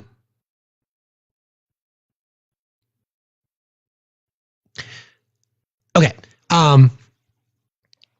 The lies told to get elected, the actions post-election. The lies told to get elected, the lies about JFK, the lies about, about the Epstein files. Lie. Chris could be onto something. There could be some blackmail involved. Nothing would surprise me. But why do you go public? Why do you go public? If that were the case, why do you go public? I understand your theory, but why would you make a statement saying the case is closed? So let's just go back and listen to Pam Bondi. It's just crazy what the web that she is stuck in now. And then I've got to play some sound for you guys from Tom Homan. It's just fucking scary. It's so scary. Hold on a second here. Is this what I want? Let's play this now. So this is Tom Homan. He was being interviewed on Fox News. And I think it's necessary to hear this in context because this is the entire story. So just bear with it. It's just a few minutes. I'll try to get to the sweet spots. Everybody, we got a half an hour to go. Everybody, please keep tapping and sharing. There is still a gifting goal if you guys want to help with that. Appreciate y'all. Don't forget, we are crowdfunded here. Thank you to all your contributions so far. We are close to our goal. We're getting there, at least. Suspects are now in custody after a Texas police officer was shot in the neck. Hold on, let me get to the. I'm going to get to the point where with Mr. Now, both attacks take Homan. $1 million to expand operations. Dana? All right, Jonathan Hunt, thank you. On that topic, Tom Homan joins us. Florida Czar, North Lawn. Tom, good morning to you, and thank you for your time today. Good morning. Let's get to the big, beautiful bill in a moment. Who were these suspects who were fired, who actually fired the shots and were later arrested? Who were they, Tom? Look, they're your typical protesters that go from protesters to criminals. The attack on ICE officers, you've covered it many times, is up nearly 700% now. We were talking 500% a couple weeks ago, so it continues. The rhetoric against the men and women of ICE is skyrocketing, especially by members of Congress. We have senators, we have Congress people that compare ICE to the Nazis, compare ICE to racists, and it just continues. So the public thinks, well, if a member of Congress can attack ICE, why can't we? So the rhetoric has to stop. Or it's a matter of time for someone to, one of the ICE officers goes down or a criminal goes down. But we already seen an officer go down. Oh, no. To be clear, so these were American citizens? These weren't illegals? Illegals? Oh. Who opened fire? No. As far as investigation, I want to get ahead of the local investigation on this, but they appear to be agitators, people that are protesting ICE operations, damaging ICE property, want to attack ICE officers. Okay, let's talk about the money. And Tom, you got a lot of it. $170 billion for immigration and the big, beautiful bill. Here's what it'll cover, all right? $46 billion for border. So just real quick, he'll go through the numbers here. $128 billion budget for ICE. Okay? $46.5 billion for a border wall, $45 billion for expanded immigrant detention center capabilities, and $30 billion for ICE hiring. And people are losing their health care. $128 billion, 46.5 for a border wall, 45 for expanded migrant detention centers, and 30 billion for ICE. And people are losing their health care. Okay. Border wall construction, that could be completed by the time President Trump's second term is done. $45 billion expanding immigration detention capacity, $30 billion for the ICE hiring and training, $6 billion for border technology and surveillance. And it really appears that really has not been something that's been talked about a lot in this bill. But that's going to go a long way. In addition, put this up. You have 10,000 new ICE agents. Currently, you employ 5,000. You add 10,000 more for a total of 15,000. Oh, yeah. Tom, how will immigration in America change with that amount of resources going into the operation that you run? Look, this is the first time I've seen an ICE plus up in decades. I mean, I started in 1984. I saw the Border Patrol get plussed up, 4 or 5 times. When I was in the Border Patrol, we had like 4,000 agents. Now they got 20,000. ICE has never been plussed up at a meaningful level. And that was a problem because I don't need to listen to him anymore. So his concern was that Democratic officials and people who are in opposition are referring to ICE agents as Yahtzees. Well, here's the thought, Tom. Maybe your agent shouldn't be wearing masks. If you don't want them to be considered brown shirts or goose steppers, maybe they should be transparent in what they're doing, because we know there are already examples. Then, Junior, you can leave. You don't amount to much, and you're mediocre self. I don't know why you're here. If you need attention, you're not going to get it here. Go find it someplace else. You don't like the fact that they're being referred to as Yahtzees? You don't like that? Maybe if they didn't act like Yahtzees, they wouldn't be referred to as Yahtzees. Maybe if they didn't act like people who were violating people's civil rights and constitutionally protected rights, they wouldn't have to be considered people who are violating people's rights and constitutional rights. So, why are they masked? Yeah, you don't, exactly, easy. Don't act like a Yahtzee. You don't want to be considered a Yahtzee, then don't act like one. Junior, you don't want to talk. You're unintelligent. You have nothing smart to say. You know it. So don't bother. Just leave.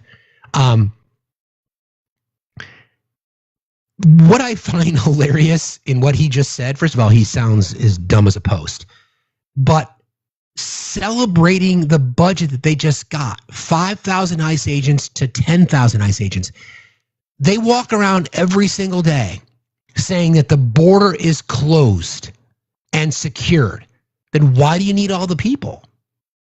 Why do you need $50 billion for the wall?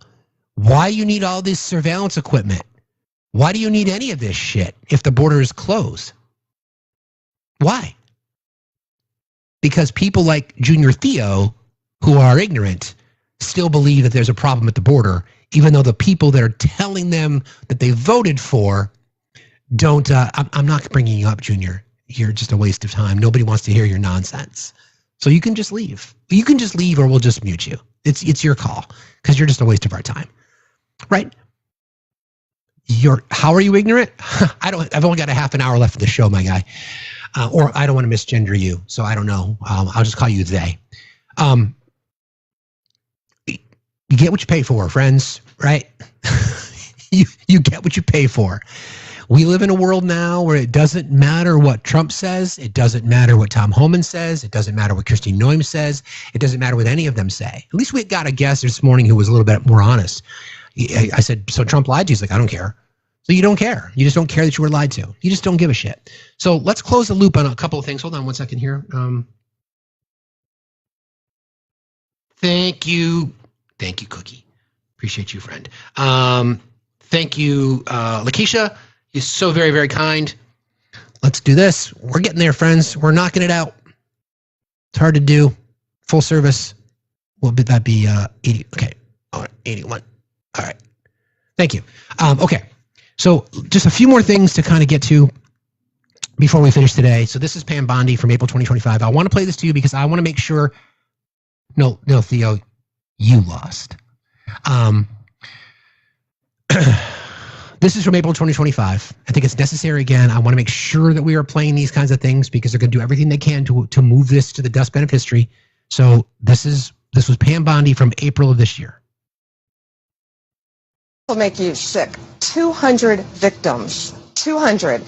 So we have well over 250 actually. So we have to make sure that their identity is protected and their personal information.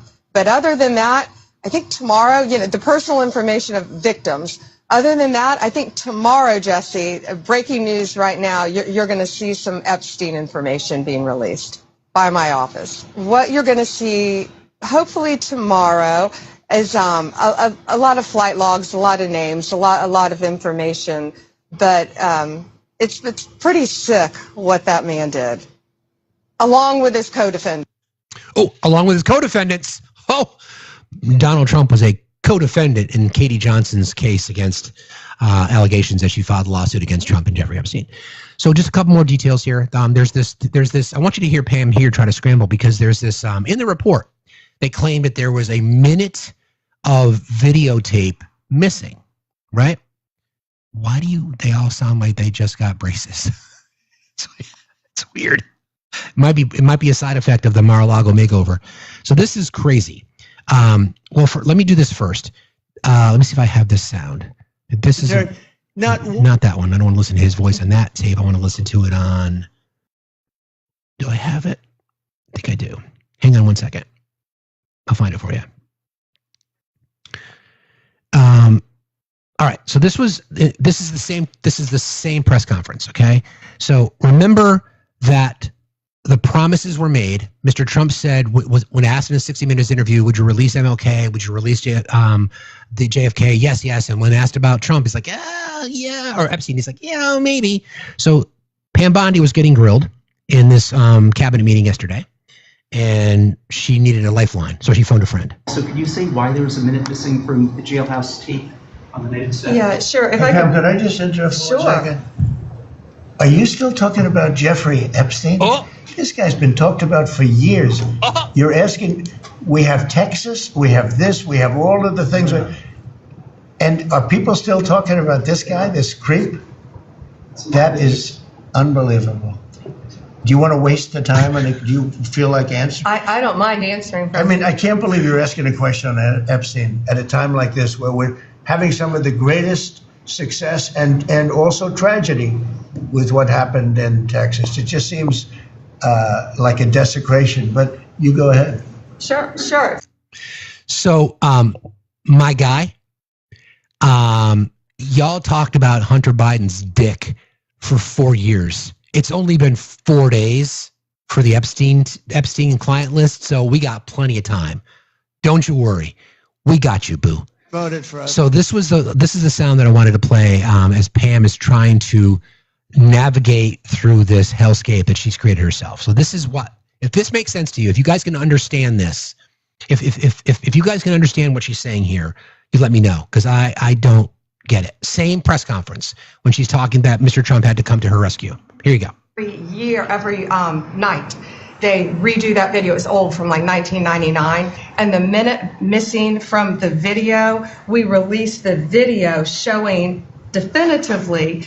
The video was not conclusive, but the evidence prior to it was showing he committed suicide. And what was on that, there was a minute that was off the counter. And what we learned from Bureau of Prisons was every year, every night, they redo that video. It's old, from like 1999. So every night the video is reset, and every night should have the same minute missing. So we're looking for that video to release that as well, showing that a minute is missing every night.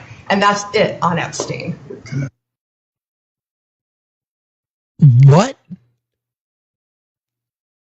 Wait, hold on a second. Every year, every night, they redo that video. It's old, from like 1999. And the minute missing from the video, we released the video showing definitively the video was not conclusive, but the evidence prior to it was showing he committed suicide. And what was on that, there was a minute that was off the counter.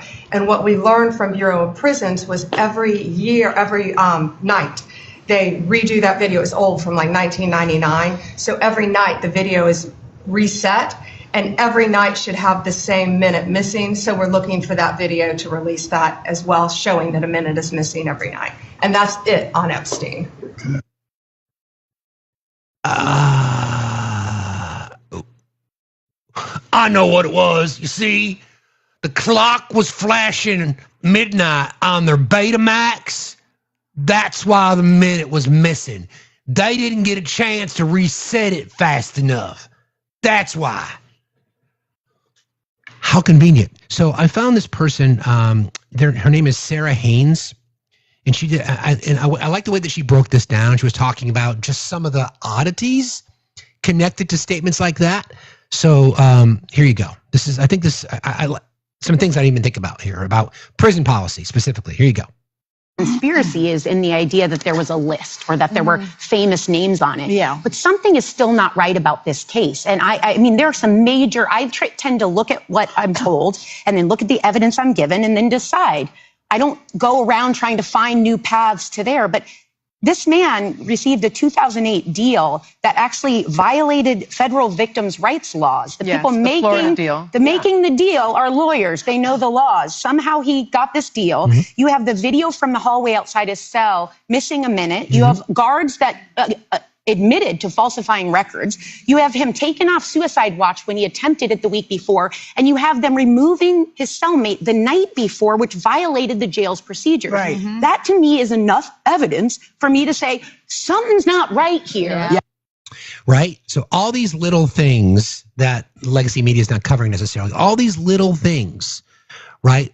Violating their own prison policy. Convenient that a minute of tape is missing.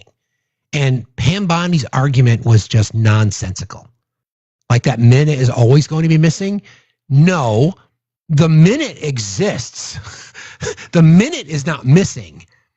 The minute, unless you're like Doctor Strange and you can use the time stone, the minute is not missing. It's there. It's just not on your tape. Okay, you can stick to that story. And then one more little piece of sound connected to this because they are in absolute fucking spin mode. This is Caroline Levitt, because she was, Caroline, because she's going to continue to be asked questions about this. This is her response. This is, again, the world we live in.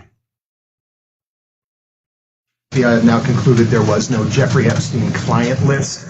What do you tell MAGA supporters who say they want anyone involved in Jeffrey Epstein's alleged crimes to be held accountable? This administration wants anyone who has ever committed a crime to be held accountable. And I would argue this administration has done more to lock up bad guys than certainly the previous administration.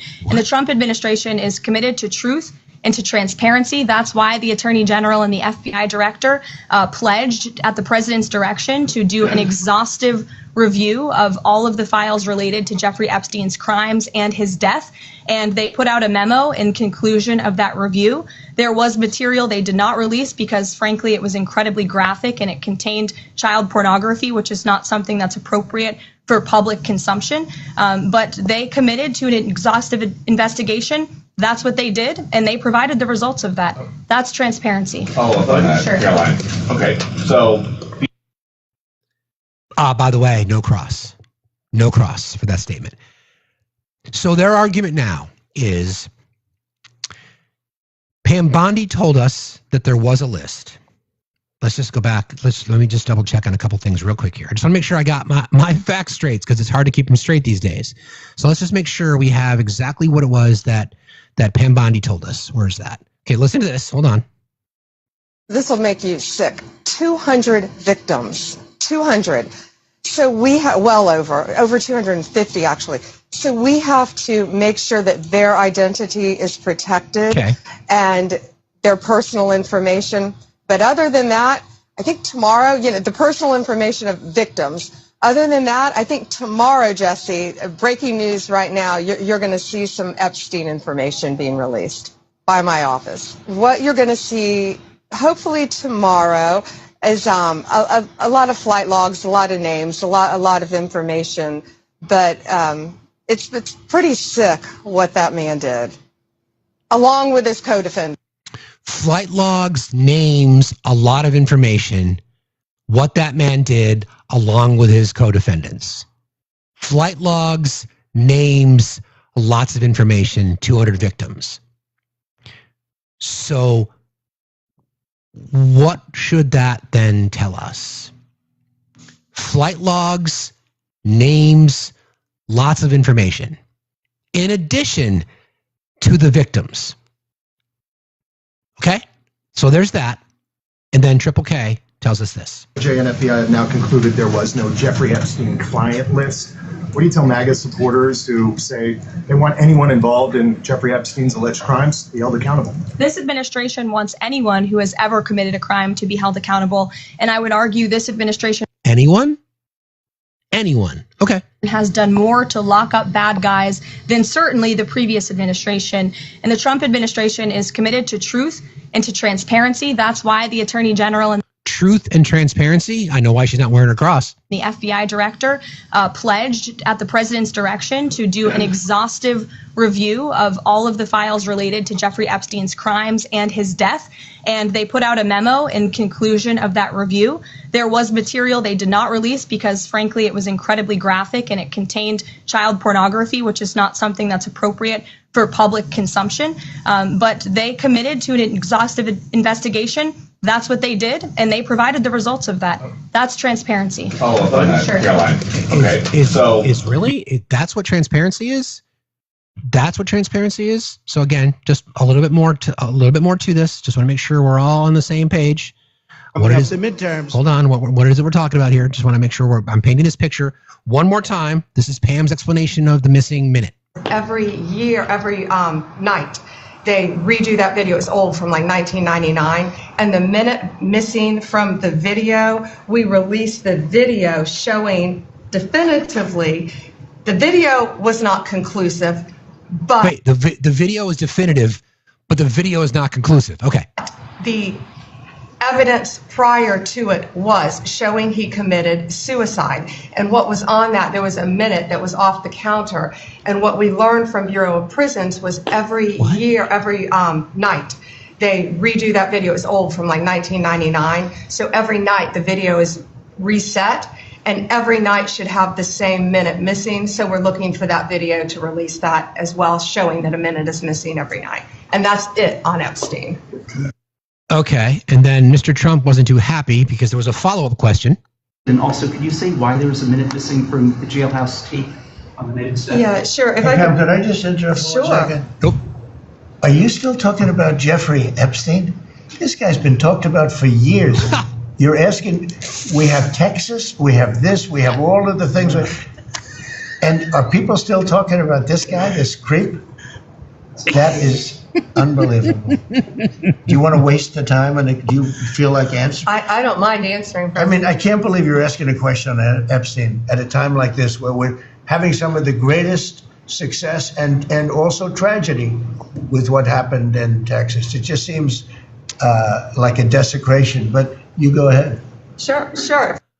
And then one last time to close the loop on this, again, Sarah Haynes. The conspiracy is in the idea that there was a list or that there were famous names on it. Yeah. But something is still not right about this case. And I mean, there are some major, I tend to look at what I'm told and then look at the evidence I'm given and then decide.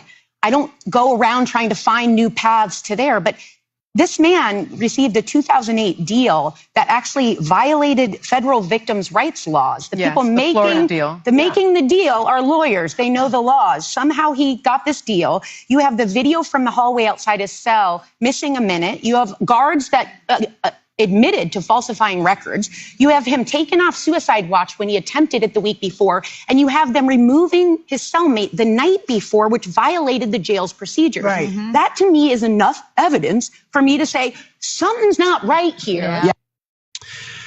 So I'm going to make a prediction. I'm going to make two predictions for you. The first is today's press conference, because obviously the news came out last night, and I'll try to get the sound for you tomorrow. The host paints his name in all caps. Hey, friends, this is Trippin. Trippin's in the chat. Trippin's chirping because Trippin doesn't have any friends. So Trippin, like Donald Trump, has to use all caps to get attention because Trippin peaked in middle school and says the host paints his nails like a girl. Dad must be proud. My dad passed away in 2010, but he was really proud of me. What's your excuse? Anyway, I'm going to make two predictions for you. The first, Kaylee, Triple K Caroline is going to be asked, why is the Department of Justice opening an investigation into James Comey and Jim Brennan? Couldn't that be perceived as weaponizing the DOJ? Weaponizing the thank you. Thank you, Rainey. Appreciate you. Made me blush. Thank you. Wouldn't that be a perception of a witch hunt or weaponization of the DOJ? And Caroline will answer, the president believes in law and order. And people walked around for years and the fake news perpetuated a lie, blah, fucking blah, blah, blah, blah, blah. And then they will open up another investigation on somebody else because the Department of Justice is under a lot of fucking heat. A lot of heat because of this. Because of their bullshit. Because of their conspiracy theory. This is a cover-up. Call it whatever you want. I don't care. MAGA doesn't give a shit. Trippin', your dad didn't know he was raising a little girl. Your would be Y-O-U-R. Your our dad is what you typed. Your Y-O-U apostrophe R-E is what's referred to as a contraction. You take two words, your, you, and R, and then you combine them and you use an apostrophe, and that would be your. So you are, I'll give you an example. You are an idiot. I can shorten that to say you're an idiot. So there you go. And I appreciate, I know you're jealous, but I'm already spoken for. I've already got a throuple plan with TJ, Patrick, aka Paul. We're all wearing the same blue velour tuxedos, although I haven't gotten TJ's sizes yet. So if you can fit into a 38 long, which is you're probably about mediocre, like you're probably a medium, like everything else in your life, you're mid. So there you go. Anyway, so that's what's going to happen at the press conference. He's going to be asked about that question. He's going to be asked again about that question, and they will pivot around it because those are non-answers that they gave. The question is, where's the missing minute? And it's like it just vanished. It just disappeared. It's just gone, and that's policy. That's prison policy that a minute would just be gone. Really? Really? That's the policy? Okay. All right. That's fine. It's no problem. Nothing to see here. Did I play this? I did. So much sound to play today. Didn't even get to half of it. Okay. Well, I want to. This is an interesting one. Since I'm shifting into campaign mode, two things I want to remind you guys of. We are going to do our traditional Facts After Dark on Friday night. It's going to be the Are You Okay series, which is kind of how the whole thing started. So it'll be a mental health break. People are feeling like shit. We'll just ask that simple question. That'll be Friday night, 7 p.m. Eastern time on the main. So on the other channel, that'll be the title of the live will be Are You Okay? On Friday morning show will be Antifa Friday. I want to start to identify people who are out there doing work, whether it be just like human interest stories, hometown heroes. I don't know what we're going to call it yet, but it's going to be part of Antifa Friday. People that are part of the resistance, people that are out there making a difference in their lives, in their communities, little things, people who don't get a lot of national recognition, local heroes. So if you know somebody in your community that deserves to be highlighted, reach out to our mod team and we'll maybe put them in the kitty and we'll highlight their exploits and the things that they're doing to try to make society around them better. Fighting for human rights, etc. But that's going to be on Friday. So Antifa Friday in the morning, followed by Facts After Dark Friday night, 7 p.m. Eastern time. So this was this rally took place. I think it was on July 4th, the day that the big beautiful piece of shit crap fucking bill was signed. I just want you to listen to some of the things that he said here. And I wrote myself a campaign ad based on what he said here that the Democratic Party should use. I want to thank Republican congressmen and women because what they did is incredible last night. And the Senate, the Republican Senate, we got, not with all of the things we did with the tax cuts and rebuilding our military, not one Democrat voted for us. And I think we use it in the campaign that's coming up, the midterms, because we got to beat them. No problem. But all of the things that we've given, and they wouldn't vote only because they hate Trump. But I hate them too, you know that? So it's sort of, I really do, I hate them. I cannot stand them because I really believe they hate our country. You want to know the truth? Did you hear that?